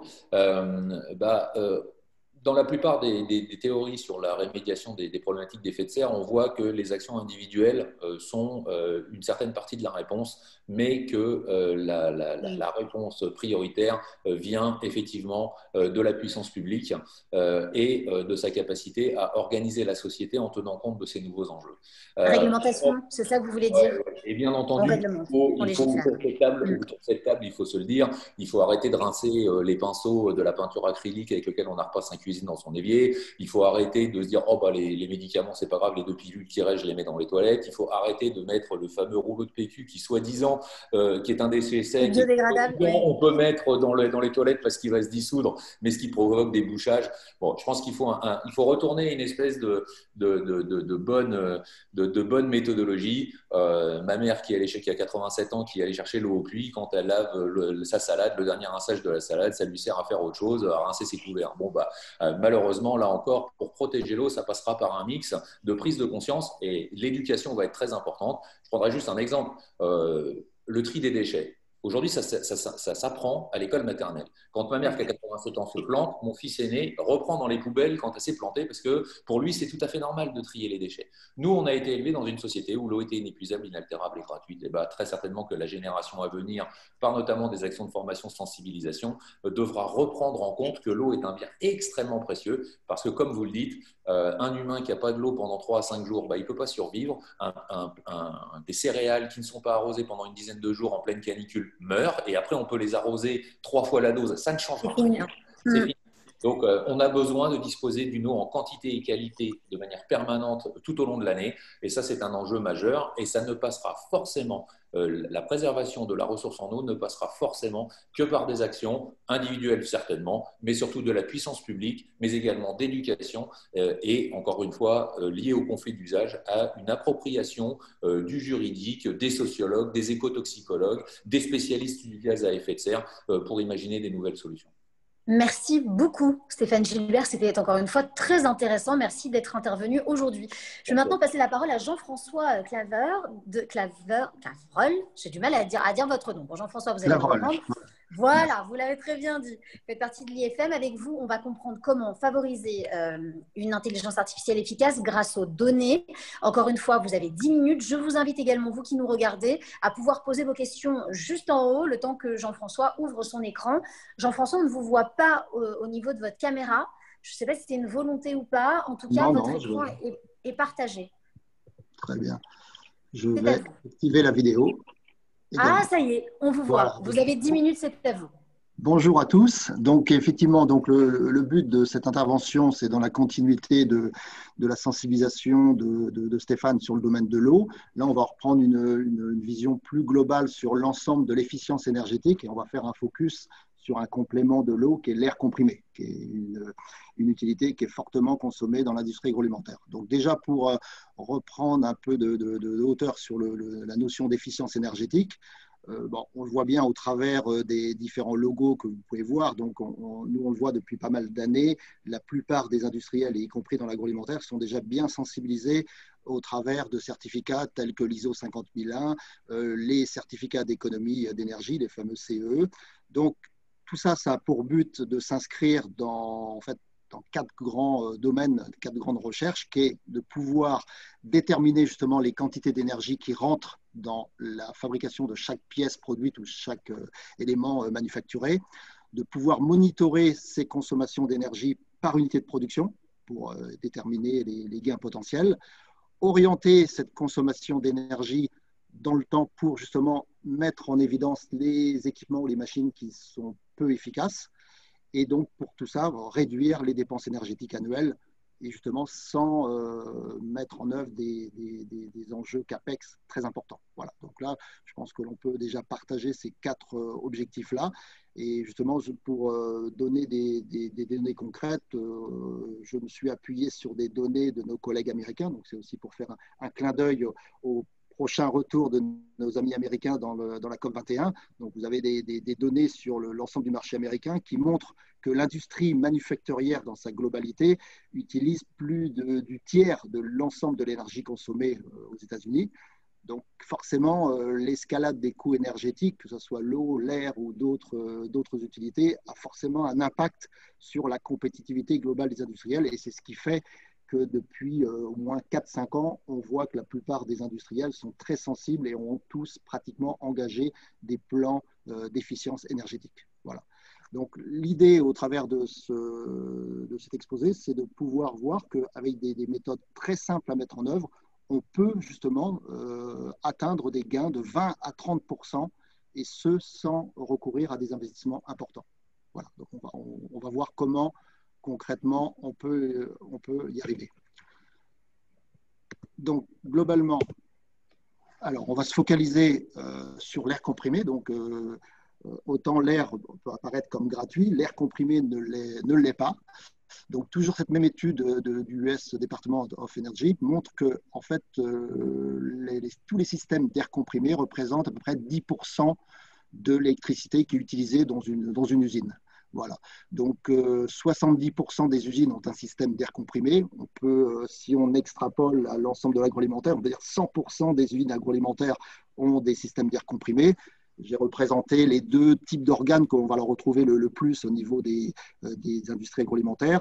Vous avez les vannes. Donc, les vannes, on va les retrouver principalement sur tout ce qui est process. Donc, plusieurs centaines, voire plusieurs milliers de vannes, donc en contrôle commande pneumatique, sont utilisées dans le process. Et puis, côté packaging conditionnement, vous allez retrouver le pendant qui est le vérin, qui va permettre d'être un actionneur clé au niveau de tout ce qui est convoyage, triage. Voilà. Donc, on le voit que l'air comprimé est une utilité qui est fortement utilisée. Donc, globalement, l'ensemble des usines représentent donc des potentiels d'efficience énergétique. Et on va voir comment on peut le faire avec très peu d'investissement. Voilà. Alors globalement, on peut dire que la sensibilisation sur l'efficience au niveau de l'air comprimé reste relativement faible. Je pense qu'elle s'est accentuée ces dernières années, puisque effectivement, par définition, l'air ne représente pas forcément de pollution visible. Et donc, ce n'est pas forcément une des premières priorités, puisque souvent une des priorités d'un industriel, c'est de fournir une qualité d'air en quantité suffisante. Voilà. Donc, ce qui fait qu'aujourd'hui, 35% des usines ont des plans de prévention de ces fuites, mais il reste, comme vous pouvez le voir, encore beaucoup de sensibilisation à faire. Et comme on peut le voir sur l'exemple des compresseurs, les fuites d'air peuvent représenter jusqu'à de 20 à 30% des pertes des compresseurs. Donc, ce qui est intéressant, c'est en agissant justement sur la recherche des fuites, plutôt que de réinvestir dans éventuellement un nouveau compresseur pour compenser ces fuites, eh bien, il pourrait être judicieux de faire un travail très efficace sur le suivi de ces fuites pour justement éviter un investissement d'un nouveau compresseur pour compenser ces fuites. Voilà. Donc, ce que je vous propose, c'est de voir justement comment concrètement on peut identifier ces différentes natures de fuite. Donc, en gros, il y a trois stratégies.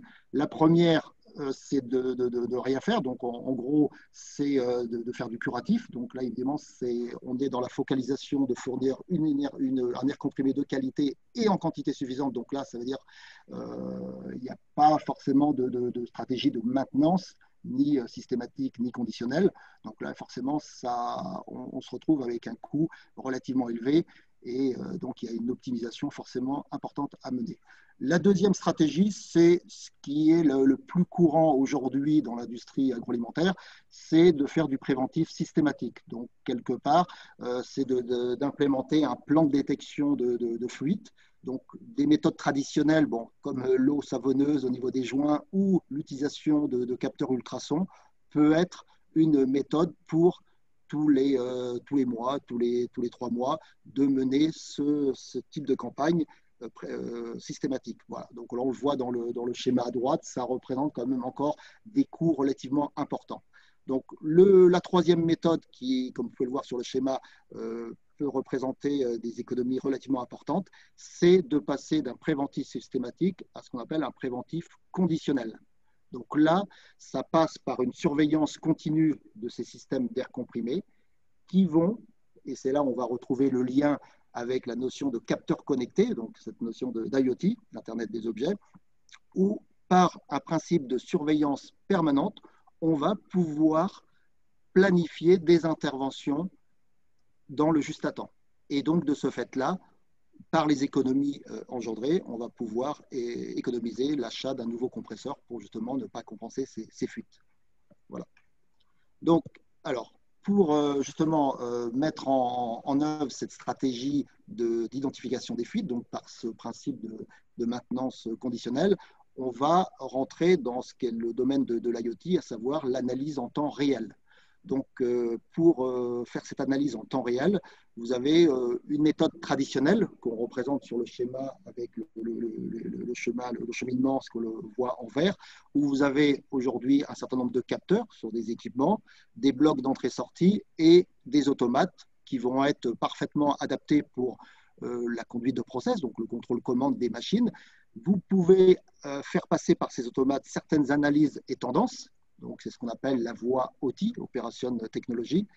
Et l'intérêt de l'Internet des objets, c'est justement de proposer des solutions qui vont permettre de pouvoir communiquer directement à tous vos systèmes IT, donc que ce soit un SCADA, une GMAO, un MES, le cloud, un ERP, sans justement passer par ces automates, donc sans passer par le contrôle-commande, sans passer par la conduite de process. Donc, et là, on est au cœur de ce que représente l'industrie 4.0, puisqu'on est vraiment au cœur de ce qu'on appelle la convergence OT-IT, et donc qui permet d'être totalement impliqué dans cette démarche d'IoT.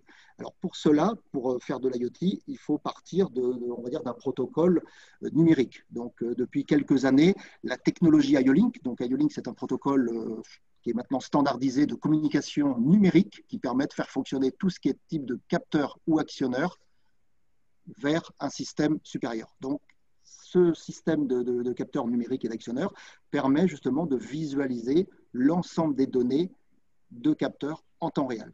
Et donc, pour mettre en évidence des tendances, des changements de consommation et tout ça pour aller adapter votre outil de production vers une optimisation et d'aller vers l'efficience énergétique. Donc, vous voyez sur le schéma de droite, on représente des exemples pour justement adapter à l'air comprimé. Vous avez 3 ou 4 capteurs et qui sont des capteurs donc numériques et qui ont la particularité de réunir en un seul capteur 4 fonctions. Vous avez par exemple des exemples où vous allez avoir le débit, le comptage, la mesure de pression et également la mesure de température. Donc ce sont des données que vous pourrez corréler pour justement alimenter la notion d'IoT, la notion de base de données qui vont permettre d'être beaucoup plus efficients dans la recherche des fuites, par exemple. Donc, pour prendre un exemple très concret, donc pour finir avec cet exemple concret, Nous disposons par exemple de solutions logicielles de dashboarding qui vont permettre de s'inscrire totalement dans cet enjeu de maintenance conditionnelle. Et vous allez pouvoir visualiser justement des tendances et des événements. Donc, si on reprend de façon très concrète ce type de débitmètre compteur IO-Link sur l'air comprimé, donc vous voyez, le fait de combiner plusieurs mesures dans un seul capteur, évidemment, quand vous aurez un débit ou une consommation donc supérieure à 0, alors que l'équipement est inactif, bon, ça permet de mettre en évidence justement des fuites d'air comprimé et donc de les localiser. Le fait d'intégrer dans ces mêmes capteurs la mesure de température, ben, ça va permettre de faire une corrélation et de donner une indication, parce que par exemple une température qui est stabilisée va donner une bonne indication du fonctionnement altéré ou pas du sécheur d'air. De la même façon, au niveau du fait que vous ayez la mesure de pression qui va être intégrée, ben déjà ça élimine le fait de rajouter un capteur de pression, et puis le fait d'avoir l'indication d'une pression excessive qui peut être un indicateur de gaspillage de l'énergie. Voilà. Et dernier point, le fait d'avoir une consommation journalière, ça peut mettre en évidence le fait d'analyser les évolutions jour après jour ou semaine après semaine qui peuvent vous indiquer des fuites d'air. Voilà. Et dans le même esprit, une élévation importante d'un pic de débit peut également montrer que vous avez une défaillance de joint ou un tuyau percé et toujours de localiser facilement. Voilà. Donc, pour conclure, et pour reprendre le slogan d'un de mes collègues, Samuel Gillette, qui est responsable chez nous de tout ce qui est Industrie 4.0, eh bien, on pourrait dire que toute cette notion de maintenance conditionnelle, c'est justement le carburant du prédictif et de l'intelligence artificielle, puisque avant de pouvoir traiter l'ensemble de ces données, il faut avoir déjà historisé et avoir déjà des tendances et une visualisation très claire des événements qui se passent sur un outil de production. Voilà. Merci beaucoup Jean-François Clavreul pour cet exposé très intéressant encore une fois. Anaïs Vangelis, la parole est à vous. Merci beaucoup. J'ai pas forcément de questions, à part peut-être une question, mais j'en reviens toujours à des questions similaires sur l'industrie 4.0. On en voit qu'on en parle beaucoup depuis, on va dire, 5 à 10 ans. Est-ce que vous constatez une maturité similaire chez tous les industriels ou est-ce qu'il y a des divergences entre les secteurs et entre les tailles d'entreprise? Parce que vu de l'extérieur, on a parfois l'impression que les petites entreprises vont être plus réticentes à se doter de ce type de technologie car elles en voient moins l'utilité ou elles craignent que les investissements soient trop importants par rapport au ROI. En fait, pour répondre à votre question, la ligne de partage ne se situe pas forcément à la fois dans le concept de grande entreprise, petite entreprise ou industrie manufacturière, industrie de process. En fait, ce que nous, on peut constater sur le terrain, c'est que la sensibilisation à cette notion d'IoT et globalement d'industrie 4.0, elle diffère fortement selon les groupes et selon, on va dire, les tailles d'entreprise. Elle est plus liée, en fait, à une culture d'entreprise et donc au fait que certaines personnes, souvent à la tête des entreprises, donc évidemment, ça paraît évident pour des petites entreprises que c'est le dirigeant directement qui peut être sensibilisé à cette notion d'industrie 4.0 pour justement être conscient que si cet industriel va dans cette voie-là, il va prendre un avantage concurrentiel puisqu'il pourra avoir un outil plus productif, plus axé sur les enjeux TRS de ces lignes de production. Et à l'opposé, vous avez des très grands groupes qui font partie des leaders mondiaux de l'industrie agroalimentaire qui n'ont pas cette même sensibilisation. Donc, je voudrais dire que c'est plutôt une question de sensibilité des dirigeants ou des cadres dirigeants, directeurs des opérations ou CEO quand on est dans le cadre d'une entreprise plus petite. Merci beaucoup Jean-François Clavreul. J'ai moi-même une question pour vous également et merci à vous Anaïs. Il y a dans les entreprises des taxes diverses et variées, je pense notamment à la taxe carbone, etc., empreinte carbone. Est-ce qu'aujourd'hui, d'après vous, on devrait peut-être légiférer, peut-être taxer l'IA, l'utilisation de l'IA dans les entreprises pour favoriser à la fois sa bonne utilisation mais aussi son efficacité? Parce que comme vous l'avez dit et comme Anaïs l'a très justement souligné, toutes les entreprises ne sont pas munies de cette intelligence artificielle qui va pouvoir les les aider à bien manager, à bien organiser leur entreprise. Est-ce qu'aujourd'hui, encore une fois, on ne devrait pas faire appel à l'État pour légiférer tout cela de façon à améliorer, encore une fois, à la fois efficacité écologique et productivité? Évidemment, c'est toujours le même débat entre le savant dosage, entre le fait de légiférer pour contraindre l'ensemble de l'activité humaine à aller vers cet objectif-là, et le fait de, comme le disait tout à l'heure Stéphane, d'évangéliser et de convaincre par l'ensemble des acteurs qui font partie de cet écosystème 4.0. Et moi, je pense que c'est comme tout, c'est un savant dosage, et je pense que les deux sont nécessaires. Un minimum de législation permet à des entreprises qui ne seraient pas forcément convaincues aujourd'hui d'aller quand même dans cette optique-là. Mais je pense qu'on peut aussi laisser l'ensemble du marché et l'ensemble des acteurs du marché œuvrer dans cette voie-là, comme on le fait aujourd'hui tous ensemble. Merci beaucoup Jean-François Clavreul d'avoir été l'un de nos intervenants aujourd'hui, et merci pour cette explication, encore une fois, très claire. Aurélien, je vais vous passer la parole. Nous avons maintenant un nouvel intervenant. Oui, effectivement, et puis je le connais particulièrement puisque c'est mon Chief Operating Officer, c'est Christophe. Alors, l'idée, c'est que Christophe, on s'est rencontrés il y a maintenant 1 an, il vient du monde des startups, parce qu'il était dans une autre startup industrielle, il a un expert, un bagage industriel. Je me permets de te présenter, Christophe. Et quand il est arrivé, il a dit plein de choses super intéressantes, parce que nous, clairement, notre métier jusqu'à il y a 1 an, c'était de faire de la prédiction de qualité. Et c'est ce qu'on fait, en fait. On calcule, on utilise les IA, on les combine, on va très, très, très, très loin. Et puis un jour, on s'est dit, mais quel usage, en fait. Voilà. Donc, en gros, l'idée, c'est… je vais le laisser présenter. Hein. Je vais pas donner toutes les infos, mais l'idée, c'est, en gros, de l'IA, c'est bien, et il y a de la techno, mais il y a de l'usage. Et l'idée, c'est que Christophe vous présente cet usage. Je te laisse, Christophe. Christophe, vous avez 10 minutes, c'est à vous. Tout à fait, merci beaucoup. Merci pour également tous les intervenants et les présentations qui sont extrêmement intéressantes. Effectivement, moi, je vais vous présenter un peu notre approche DataSoti et aussi prendre la hauteur. Ce qu'on a dit, c'est que l'IA, une réponse durable à elle seule. Déjà, dans le titre de ma présentation, l'idée, c'est de suggérer que l'IA ne fait pas tout. La technologie, on l'a dit, ne fait pas tout. Ce n'est pas une réponse. Stéphane l'a bien présenté également sur… La techno n'est pas là pour répondre. Il y a des usages. On a des gens en face. On a des opérateurs. Et c'est là où l'approche produit, l'approche dialogue avec les industriels est très importante, parce que aller expliquer un algorithme d'IA à un opérateur qui est sur la chaîne de production, vous allez avoir quelqu'un qui va vous regarder avec des grands yeux et puis qui ne va pas comprendre.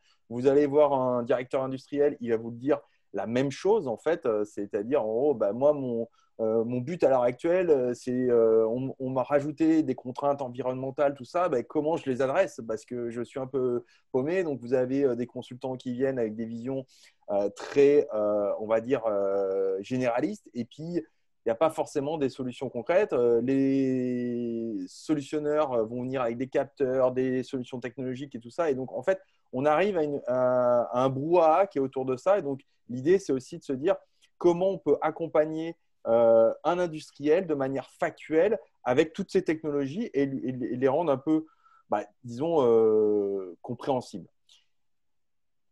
Donc, pour ça, nous, ce qu'on met en place, c'est donc à travers nos outils, notre outil qui s'appelle PowerUp, c'est d'aider les opérationnels. Alors, je veux aussi pas parler que de notre outil, c'est aussi qu'est-ce qu'apporte l'IA et les technologies en général autour de ça, et quel est le but.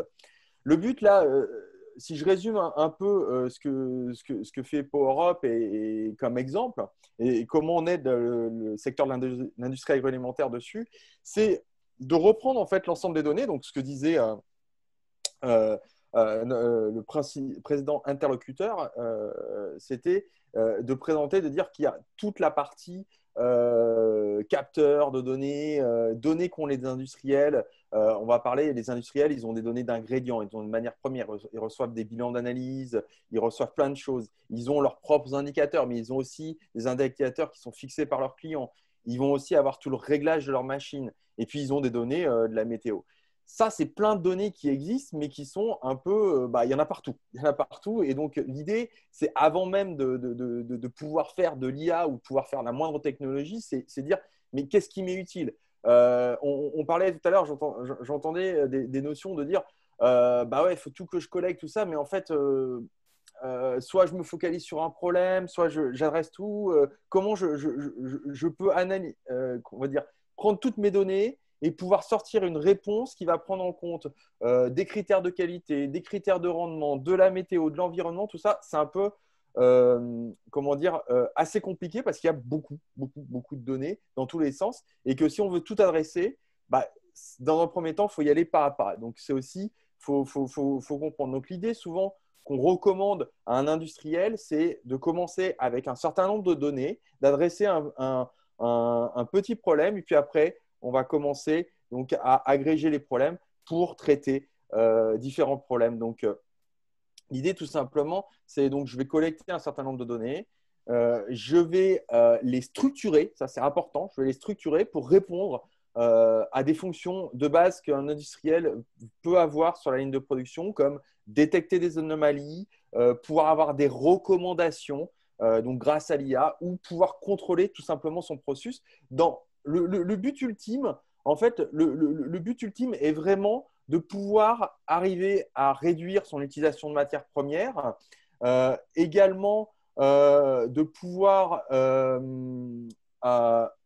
je vais revenir sur le slide, réduire sa consommation énergétique, mais en ne faisant pas de compromis avec sa qualité et son rendement. Pourquoi? Si vous produisez donc avec plus, vous réduisez votre consommation d'énergie, mais que en même temps vous dégradez votre qualité, vous avez votre client qui est pas content. Donc en fait, vous risquez de vous retrouver avec des produits chez vous qui ne sont pas vendus et donc vous allez jeter. Donc une double perte, double peine à chaque fois. C'est toujours ça, de faire le bon compromis entre à la fois avoir ces idées de critères d'environnement, donc produire mieux, produire avec une consommation optimale. Une fois, j'ai eu un prospect qui est venu me voir et qui me dit, mais moi, mon objectif, c'est de me dire, OK, j'ai des ingrédients, mais aujourd'hui, on considère ce type d'ingrédients qui rentrent dans mon cahier des charges, mais demain, avec les changements climatiques, je vais peut-être avoir d'autres ingrédients. Comment j'adapte mon processus pour pouvoir aller chercher d'autres choses que je ne prenais pas en compte, mais qui sont des ingrédients qui peuvent faire l'affaire et remplir le cahier des charges et à la fois m'aider à atteindre mes objectifs. Donc, c'est voilà tout ce qu'on fait grâce à l'IA, grâce à la structuration, ce que j'aime dire, c'est l'organisation des données et la mise en forme pour un industriel, avec bien sûr aussi une explicabilité de tout ça pour qu'il y ait une compréhension de la donnée. Donc concrètement, on va aller tout de suite dans 3 cas concrets de quelles fonctionnalités. Donc, ce qu'on expliquait tout à l'heure, grâce à l'IA, on peut faire des recommandations et une assistance au réglage de la ligne de production afin d'optimiser les méthodes de production. Donc, un exemple concret, on prend le cas d'un processus fortement consommateur en énergie, donc qui va prendre 40% du coût de production. Vous souhaitez vouloir produire en fonction du cahier des charges client. Vous souhaitez produire quelque chose qui va prendre en compte à la fois votre consommation énergétique, votre qualité et votre rendement. Et pour cela, il faut ajuster votre recette, c'est-à-dire il faut ajuster vos paramétrages de votre ligne de production. Et là, l'IA va pouvoir vous aider au travers de vos historiques, c'est-à-dire on est capable de prendre en fait tous vos historiques de batch de production, de voir tous les réglages que vous avez mis en place pour combiner à la fois votre sortie qui va être votre indicateur qualité, mais aussi votre vision énergétique, parce que je veux consommer tel niveau d'énergie, et tout en restant à un niveau de rendement qui est correct, parce que c'est toujours un compromis. On n'est jamais dans une solution il n'y a pas une règle, une corrélation directe. Et donc, c'est là où l'IA est capable de comprendre en fait toutes ces relations entre ces différents indicateurs et de les combiner pour avoir ce qu'on a dit, un vrai trade-off entre la qualité, l'énergie et le rendement. Ce qu'il faut garder aussi à l'esprit, c'est pas parce qu'on met l'IA que l'humain ne doit pas garder. Et c'est vraiment la main, en fait, il ne doit pas garder la main. Et c'est là où, dans un outil, on doit prévoir que, certes, l'IA va faire une recommandation, mais l'humain peut ajuster parce qu'il y a toujours cette notion d'ajustement, ce qui fait que vous êtes toujours entre une IA qui plutôt propose des réglages et un humain qui va corriger ces réglages. Et bien sûr, l'IA va pouvoir utiliser ces réglages pour pouvoir améliorer les recommandations. Donc ça, c'est un premier outil qui va amener bien sûr grâce à ça, on va minimiser la consommation énergétique et par exemple valoriser des coproduits. Typiquement, si vous prenez un exemple de biscuits, vous pouvez réutiliser des biscuits qui ont été cassés pour les réinjecter dans votre chaîne de production. Un autre exemple qui peut être très parlant sur des fonctionnalités d'analyse. C'est ce qu'on disait, il faut comprendre en fait, ce que tout industriel veut, c'est comprendre. À l'heure actuelle, il veut comprendre, mais il a beaucoup trop de données pour comprendre tout ce qui se passe, les phénomènes chimiques, la météo qui joue, la saison, tout ça. Et donc, ce qu'il faut, dans un premier temps, c'est être capable d'analyser, et c'est là où l'IA est capable d'analyser plein de données et d'aller au-delà de la corrélation simple et dure. Et donc, même si la corrélation est une première réponse, il ne faut pas opposer les choses, c'est toujours bien de pouvoir proposer des analyses. Et donc, des analyses, donc dans un premier temps, de proposer différents types d'analyses et surtout de quels paramètres influencent mon indicateur qualité dans un certain contexte de production. C'est toujours ça. Pour pouvoir après avoir un plan d'action, toujours dans un but d'optimiser son utilisation de matières premières, son utilisation d'énergie, son utilisation, ce qu'on disait tout à l'heure, d'eau. Un des exemples de l'IA, si je focus très rapidement dessus, c'est de pouvoir prédire un indicateur qualité pour pouvoir dire mais quels paramètres jouent sur cette prédiction. Et c'est là où on voit tout de suite les avantages de l'IA parce qu'on va prédire ces paramètres et l'IA va nous permettre de comprendre en fait qu'est-ce qui influence ce paramètre qualité par exemple. Un autre exemple qu'on parlait qui sont les alertes. Les alertes, en fait, la réduction de l'usage de matière d'énergie passe par la notification d'alerte. C'est-à-dire que c'est bien d'avoir analysé, mais à un moment donné, quand on a analysé que tel paramètre agit, il faut être alerté en temps réel. Alors, pour faire le pendant de la présentation d'avant, c'est vraiment important. On a notifié à un moment donné sur des alertes par rapport à des seuils. Mais une fois qu'on a fait ça et qu'on a bien labellisé, l'IA va permettre d'aller anticiper ces alertes en essayant d'apprendre en fait quels sont les critères d'avant ou juste parce que l'humain a labellisé en disant ça c'est des alertes, c'est des problèmes que j'ai, d'essayer d'apprendre en fait à reconnaître ces patterns d'alerte en avance. Et c'est là où l'IA joue son rôle et on va pouvoir notifier un peu en avance en disant tiens, là on va vers quelque chose qui mène à de l'alerte et proposer en disant des visions, en disant voilà, on mène à des alertes. Dans le passé, on a eu tel type d'alerte et toujours, l'idée, c'est de pouvoir réagir en avance pour pouvoir diminuer et réduire son usage parce que si on a une perte de production, c'est-à-dire par exemple, un exemple très concret, si j'ai une pâte, donc je suis en train de réaliser une pâte et que ma pâte n'est pas conforme, je peux peut-être ajuster ma configuration, ma température de four, je peux peut-être ajuster ma quantité de dorure pour ne pas avoir à jeter mes biscuits par la suite. C'est toujours ça. Et donc là, c'est là où l'IA intervient pour être un peu en amont et donc aller aider sur le côté notification et le côté alerte tout simple. Donc voilà, c'est ce que je voulais vous présenter en 10 minutes très rapidement, ce que l'IA peut apporter d'une manière générale sur 3 cas concrets. Eh bien, merci beaucoup de votre intervention. Avant de passer la parole à Anaïs, il y a une question pour vous. Une question de Paul qui dit « Les systèmes de production en permaculture semblent être résilients tout en garantissant un bon rendement de production par unité géographique. Peut-on imaginer dans les prochaines années une adéquation des systèmes permaculturels avec l'industrie agroalimentaire et quelle pourrait être la place de l'IA dans tout cela ?» Christophe.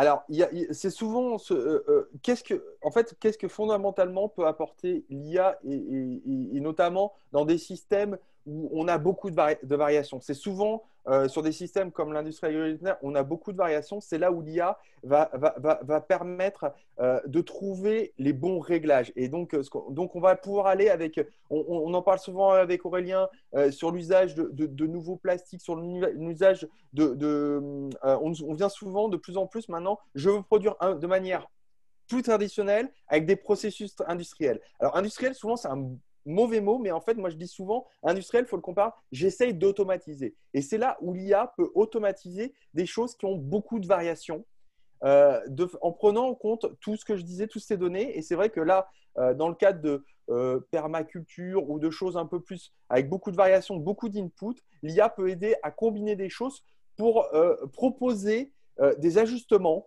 palliés à des problématiques on sait que c'est des cultures ou des choses qui sont un peu plus variantes en fonction du temps, en fonction des aléas, et donc de pouvoir réagir en temps. Et c'est là, l'IA peut combiner toutes ces données.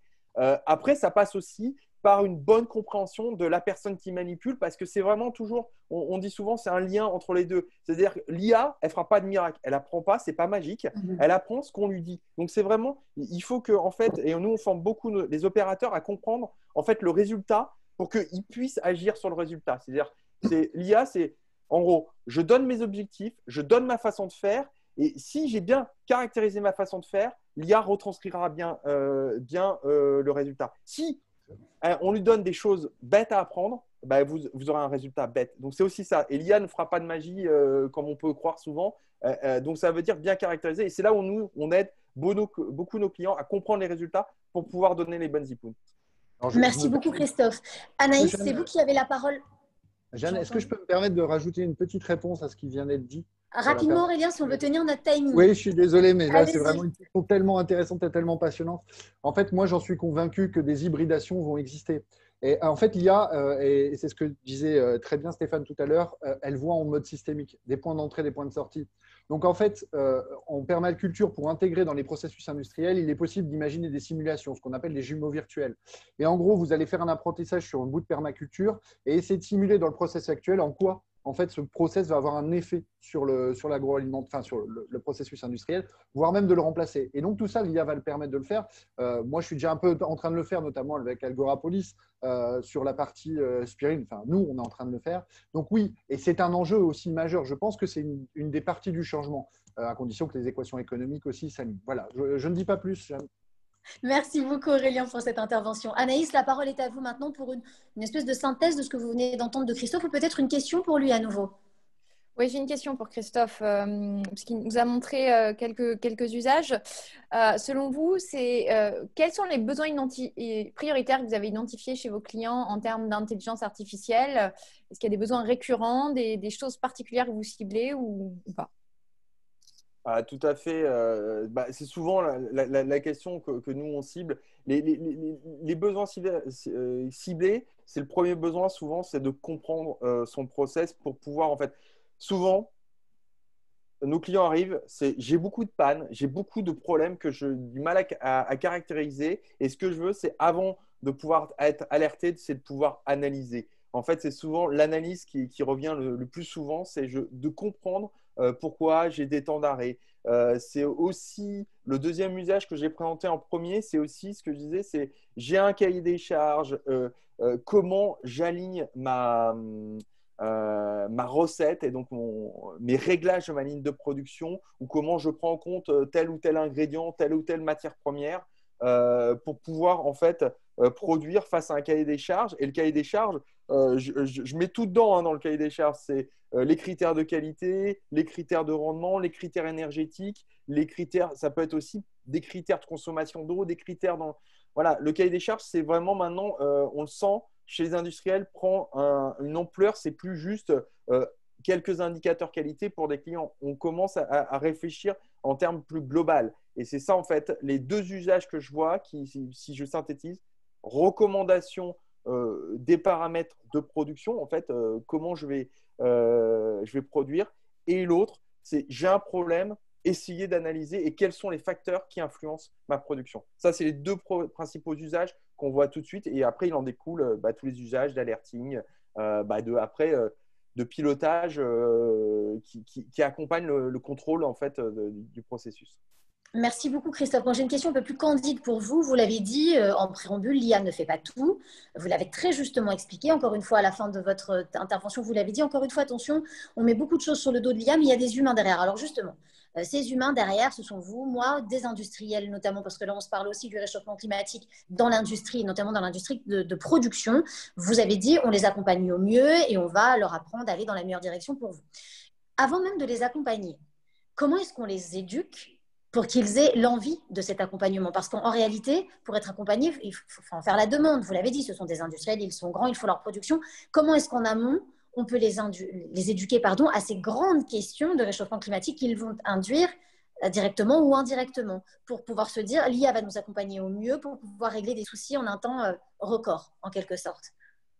Alors, je dirais, si on focalise sur l'industrie agroalimentaire, je dirais que on a de plus en plus d'industriels qui sont très éduqués sur la partie ils doivent prendre en compte l'environnement. On le voit, l'eau n'est plus gratuite, ils ont de plus en plus de règles qui leur sont imposées. Donc déjà, avec des marges assez faibles, donc déjà, ils sont obligés de s'y mettre. Ils le savent et on le voit, ils en ont conscience. Là où est l'éducation, le critère d'éducation, c'est de les éduquer à ce que peut ou ne peuvent pas faire l'IA et comment ils vont transformer. C'est comme tout projet un peu, je dirais, informatique ou de digitalisation.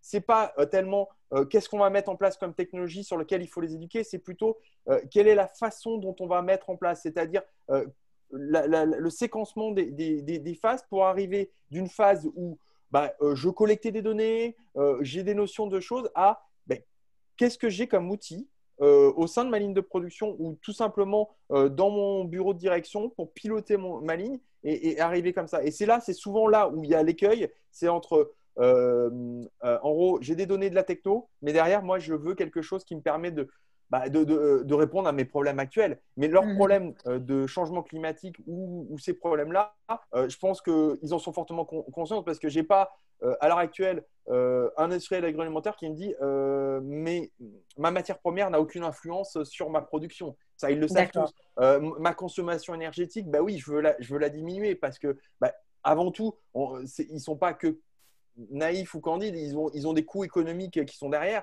et ces coûts économiques explosent. On voit, quand je vois moi des reportages sur le prix de l'eau en Australie où on voit que là tout devient un marché, nous on n'y est pas encore trop en Europe, on va y arriver. Là, à un moment donné, l'eau, elle est plus gratuite et ça va devenir des notions. Et je pense que ce changement va être d'abord influencé par la notion économique, mais également, comme on le dit, je pense que tout le monde prend conscience que c'est bien, il faut les maintenir si demain, on veut pouvoir nourrir et pouvoir adresser une industrie. Et puis, voilà, les clients finaux veulent maintenant des industriels qui se concentrent dessus. Donc, je pense que tout cet effet mis ensemble contraint l'industriel à avancer. Maintenant, c'est comment. Et le comment, c'est là où moi, je pense qu'on peut les aider, les éduquer sur le comment. Merci beaucoup, Christophe, d'avoir répondu très ouvertement et très clairement à toutes ces questions. Je vous propose maintenant, à vous qui nous regardez, de faire une session de Q&A avec tous nos intervenants depuis le début. Nous avons donc Aurélien, nous avons également Florence, Stéphane, Jean-François, Christophe à l'instant. J'aimerais qu'on se fasse justement cette session. On va pouvoir raisonner tous ensemble. Moi, j'ai une question un peu globale pour vous, le temps que les questions arrivent, justement, parce qu'on va avoir environ 10 minutes. Alors, ce sera plus 10 minutes qu'un quart d'heure, malheureusement, pour cette session de Q&A, si on veut finir à temps. Mais ma question globale, dans ce que j'ai entendu de vous tous, c'est, et c'est très intéressant, on a vraiment l'impression que c'est la communication avant tout, l'éducation avant tout, plus que les mesures à la fois liberticides et coercitives, ce qui est plutôt très bien. J'ai un peu me placer par là, histoire qu'on me voit. Ce qui est plutôt très bien en ce moment, au moment où, justement, on remet en question nos libertés individuelles. Mais comment trouver, et ça c'est une question d'ordre général pour vous tous, comment trouver la juste mesure entre, d'un côté, la liberté, de nos industriels, de nos productions, de cette souveraineté qui doit se faire majoritairement nationale aussi, si on veut aller à l'encontre du réchauffement climatique, et ces mesures à la fois d'encadrement, de légifération, des mesures qui peuvent être parfois coercitives et liberticides, gouvernementales. Comment est-ce qu'on trouve une juste mesure pour les industriels aujourd'hui? Je ne sais pas qui veut commencer à prendre la parole. Peut-être vous, Florian, parce qu'on avait commencé à en débattre avec vous. J'aimerais avoir votre point de vue là-dessus. Non, enfin, je suis tout à fait d'accord que la pédagogie est principale, mais la pédagogie ne va pas suffire. Il est clair qu'il y a des gens qui ne seront pas convaincus, donc il va falloir mettre en place des règles, et c'est le rôle des États, le rôle des instances réglementaires. Il y a quelque chose qu'il faut vraiment que tout le monde comprenne et mette dans son esprit, dans sa façon de travailler tous les jours, c'est que les impacts vont être là, quels qu'ils soient. À un moment, il y aura des impacts. Soit on décide, nous, en tant que société, de faire d'énormes efforts de transition qui vont être très coûteux en argent, qui vont être très coûteux en emploi. Enfin, c'est très simple de dire aux Américains, il faut fermer les mines de charbon, mais il y a des gens qui travaillent dans les mines de charbon. Donc, on est tout à fait d'accord que le problème, il est extrêmement compliqué. Mais soit on décide de le régler nous, et en fait, de créer des problèmes, de créer des risques de transition qui viennent de l'humain vers l'humain, soit on décide de tout laisser faire, et dans ce cas-là, on a des risques qui viennent du système naturel vers l'humain. Risques qu'on contrôle beaucoup moins, en fait, qu'on est capable de beaucoup moins prévoir. Prévoir des risques qui sont liés à une évolution du prix du carbone, c'est compliqué, mais on arrive à l'imaginer. Prévoir des risques qui arrivent sur des événements extrêmes et une multiplication des tempêtes, c'est beaucoup plus abstrait et beaucoup plus difficile à quantifier dans des business plans, dans des plans d'analyse des risques et ce genre de choses. Donc, j'ai presque envie de dire que c'est ça, oui, le coercitif, il est là au cas où ce message ne passe pas. Mais c'est aussi le rôle, je pense, de l'État, des instances dirigeantes, de faire du coercitif pour éviter le pire, en fait. Ce coercitif, il est aussi là pour éviter le pire. Après, il y a la question de la redistribution. On peut se lancer dans des questions sociales, évidemment. Est-ce qu'on prend d'une main, est-ce qu'on le redonne dans l'autre ou pas? Ça, vraiment, il y a des gros débats, mais le coercitif, il est forcément… C'est une question de… Voilà, c'est comme vos parents. Vos parents, quand vous faites une bêtise, vous tapent sur les mains ou vous privent de sortie pour pas que vous leur fassiez. Il y a ce côté un petit peu éducation un peu strict qui va être nécessaire, au moins au début, pour commencer à tourner vers cette transition, le temps que tout le monde se rende compte que c'est la voie la moins dangereuse, on va dire, et pas forcément la plus sûre. Oui, bien sûr. Quel est votre avis là-dessus, Stéphane? C'est une question extrêmement complexe. Je rebondirai sur ce que disait Florian en disant que malheureusement, l'éducation ne va pas être seulement efficace. L'aspect coercitif non plus, je n'y crois pas non plus. Je crois que ça va passer par une adaptation. Le changement, c'est très compliqué pour l'humain et que, encore une fois, je pense qu'un certain nombre de mécanismes financiers, notamment, on n'a pas pu discuter parce qu'il n'était pas là de comment inclut-on le coût d'un impact environnemental dans les comptes de résultats. Là, le jour où on arriverait à le quantifier, les choses se seraient peut-être un peu différentes en termes de moyens, c'est une sacrée question, en effet, à être faites. On pourrait citer certaines initiatives. La Nouvelle-Zélande a doté une rivière d'une personnalité morale. Alors, ça paraît tout gland, mais c'est très important parce qu'en fait, cette personnalité morale, si elle existe en tant que personnalité morale, si elle subit un préjudice, elle peut se retourner contre les gens qui lui ont fait préjudice. Est-ce que les grands ensembles hydrographiques devraient être dotés de personnalité morale? C'est intéressant. Je pense que voilà, problème très complexe, problème systémique, ça veut dire que la réponse, elle ne sera pas simple. À tout problème complexe, il existe une solution simple et fausse. C'est un philosophe irlandais qui a dit ça. Je pense que c'est vrai et qu'effectivement, ça va nécessiter à la fois de l'éducation, à la fois une évolution de la réglementation, à la fois une évolution des aspects juridiques et financiers. Et donc, effectivement, il n'y a pas de solution simple.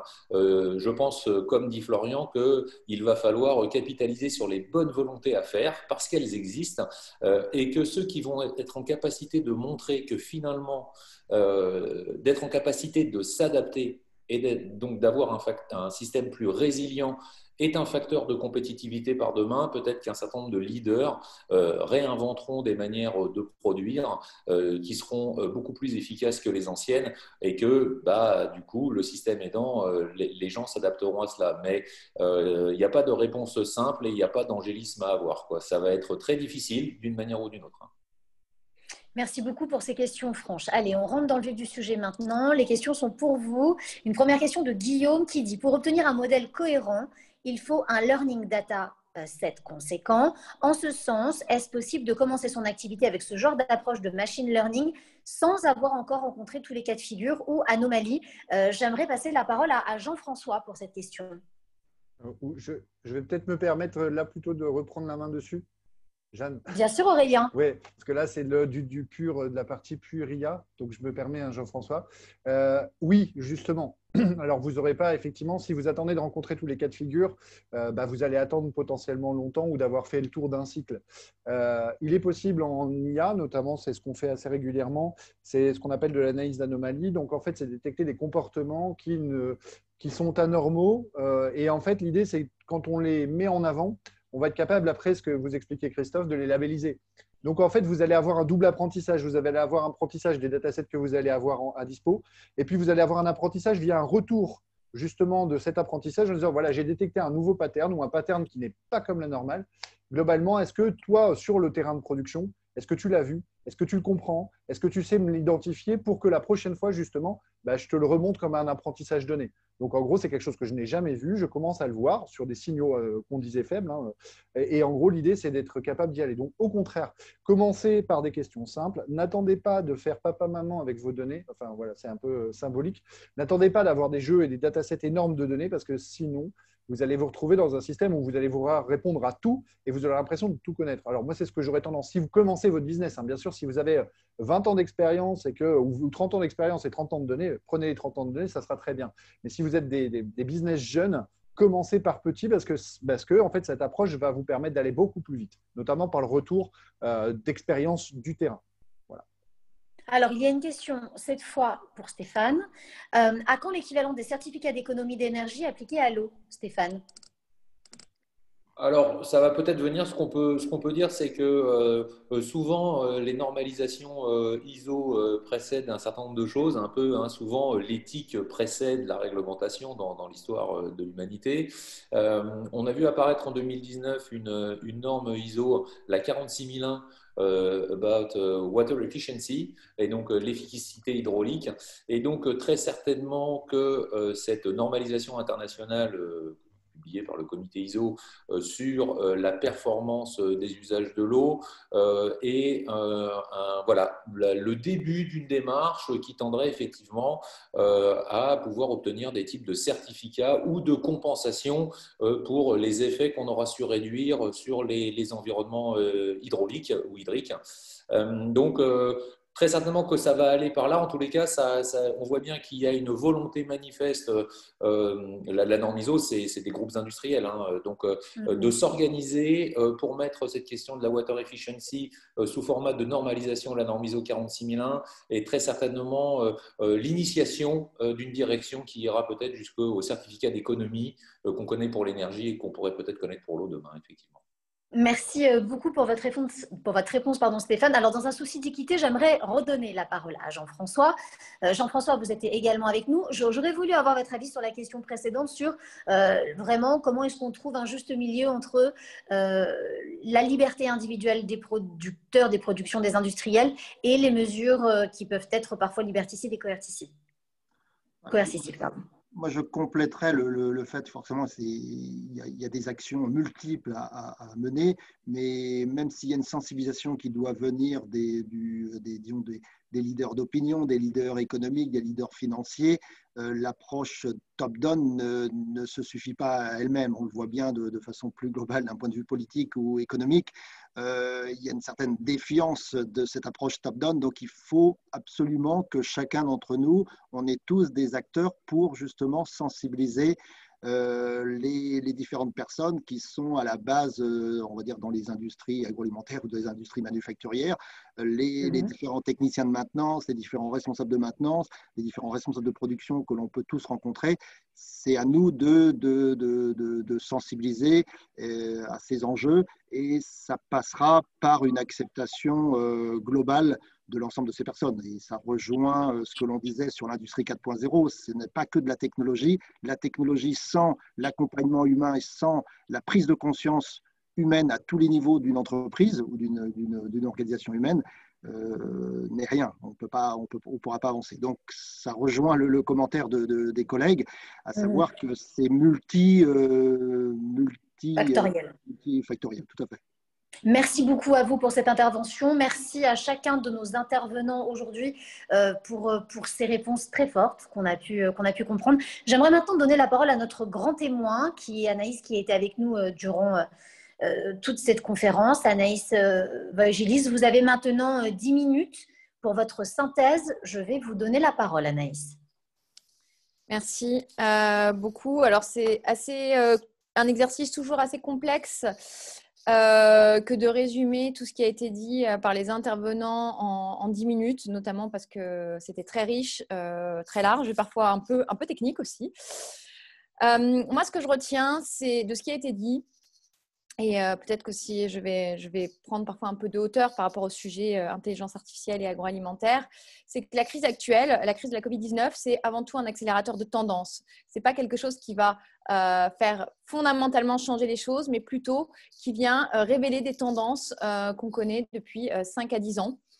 Qu'il y a des enjeux sociétaux fondamentaux auxquels les industriels doivent apporter une réponse, en tout cas contribuer à apporter une réponse, que sont en premier lieu la souveraineté alimentaire, en deuxième lieu le fait de préserver la santé et le bien-être des citoyens, de travailler à la préservation, enfin la protection de l'environnement et au sujet de reconstruction écologique. Alors, je préfère le terme de reconstruction que de transition, parce qu'on a bien une idée de transition, mais je crois qu'aujourd'hui, on est dans une urgence telle qu'il faut sûrement aller plus loin. Et ça a été dit, la réglementation, c'est une chose, mais je pense que ce n'est pas l'unique levier, c'est-à-dire que ce n'est pas en réglementant, on va contraindre, mais ça va pas, enfin, c'est peut-être pas à la hauteur de cette urgence, qu'il faut changer à la fois en profondeur nos manières de faire, de produire, de distribuer, mais aussi de composer. De consommer, et qui a sûrement une réflexion à avoir de manière globale. C'est-à-dire qu'on n'est pas seulement dans un objectif d'être, si je prends l'échelle d'une usine ou d'une entreprise, d'être neutre, mais bien de réduire les impacts environnementaux. Parce que ce n'est pas parce que si vous contribuez par exemple à la déforestation d'un côté et que vous replantez des arbres de l'autre, que vous avez une neutralité parfaite. Il y a eu forcément un moment, un impact sur l'environnement et sur les ressources de l'activité humaine. Et c'est bien cet impact qu'il faut réduire et pas seulement chercher à être un jeu de sommes positives ou neutres en termes d'impact environnemental. Ce qui est revenu aussi, c'est qu'il y avait une prise de conscience, mais qu'elle n'était peut-être pas assez profonde par rapport aux enjeux de transformation, qu'on n'avait pas toujours les moyens privés ou publics mis de manière assez conséquente pour assumer cette transition. Et c'est aussi une crise qui questionne sûrement, et les transformations et les grands défis auxquels on doit se confronter, qui questionne sûrement le rôle des entreprises et comment est-ce qu'elles peuvent contribuer à relever ces défis et comment au-delà de leurs objectifs de rentabilité et le fait d'être dans des contraintes de marché, comment les entreprises peuvent jouer un rôle dans l'intérêt général.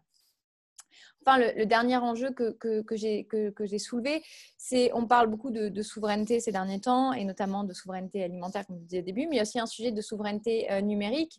Et c'est là tout le rôle des fournisseurs de solutions français, parce qu'on se rend bien compte que si dans le domaine du numérique, entendu au sens large, on développe des solutions, il n'y a pas toujours les solutions françaises ou européennes, ce qui peut déplacer les points de dépendance. Autre point que j'ai retenu qui me semble assez important, c'est l'idée d'avoir une approche systémique et pas seulement sur un point précis, et sûrement aussi avoir une approche en cycle de vie produit, parce que l'optimum d'un point ne garantit pas l'efficacité sur la globalité.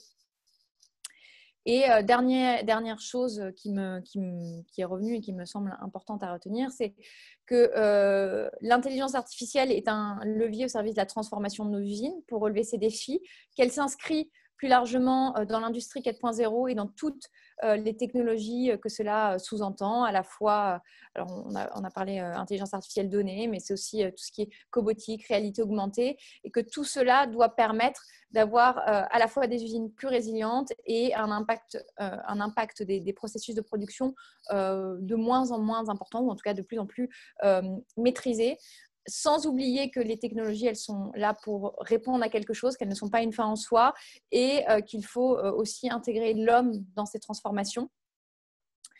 Voilà les grands points que j'ai retenus des différentes interventions. Et je ne vais pas m'étendre plus. Il y a une citation que j'aimerais donner en conclusion, dont j'ai beaucoup parlé récemment avec certains de mes clients, et qui me semble très importante dans l'idée qu'on ne met pas forcément les moyens, qu'on n'a pas forcément la prise de conscience suffisante par rapport aux enjeux et à la profondeur de cette transformation. C'est d'Albert Einstein qui dit « On ne résout pas un problème avec les modes de pensée qui l'ont engendré ». Et je crois que c'est assez vrai. Cette époque, elle nous appelle à trouver des solutions. Elle est hors norme, elle nous amène à trouver des solutions hors normes et donc à penser en dehors des cadres classiques et à sortir des sentiers battus, à la fois entre les équipes, mais aussi en dehors de l'usine, travailler avec son écosystème.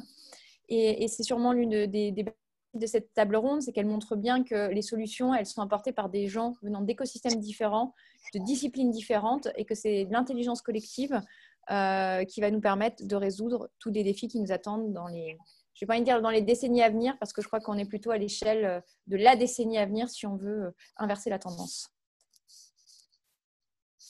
Merci beaucoup Anaïs, c'était très intéressant. Vous avez fait un résumé très juste de cette situation. Je peux moi-même me retrouver dans tout ce que vous avez dit. Merci à tous de nous avoir suivis, c'était extrêmement intéressant. Merci pour ces questions, merci à nos intervenants. Le mot de la fin, Aurélien, il est pour vous. Je tenais à vous remercier pour votre confiance et aussi d'avoir organisé cette conférence, pas comme les autres. Félicitations pour ça. Aurélien, je vous laisse le mot de la fin. Eh bien, merci. Alors bon, trêve de remerciements. Je pense que maintenant, effectivement, il faut agir. Cette première conférence servait à être très générale. Je pense que maintenant, il va falloir rentrer dans les détails et lancer des réflexions beaucoup plus concertées. Je pense à Florian et Stéphane, où il va falloir aller beaucoup plus loin sur des sujets, parce que moi, j'avais plein de questions à vous poser. Donc, je vous propose à tous les participants, si vous avez des questions ou si vous souhaiteriez approfondir un sujet, n'hésitez pas, demandez-le nous en retour de cette conférence. On ira plus loin parce qu'il faut aller plus loin. Je suis effectivement patron d'une entreprise, mais aussi un citoyen très impacté et très, très sensibilisé à ces sujets. Donc, je veux mettre aussi la dynamique dans ce sens-là. Voilà. Donc, vous l'aurez bien compris au travers de cette conférence. J'espère qu'elle vous a été utile autant qu'à moi. Et voilà. Et puis, je vous souhaite une bonne continuation et de mûres réflexions à partir de tout ce qui a été dit. Bonne journée à tous et merci de nous avoir suivis. Vous pouvez maintenant quitter cette conférence Zoom. À bientôt. Merci Aurélien. Merci à vous. Je remets ma caméra pour te dire au revoir. Au revoir. Au plaisir. À bientôt. Au revoir, au revoir.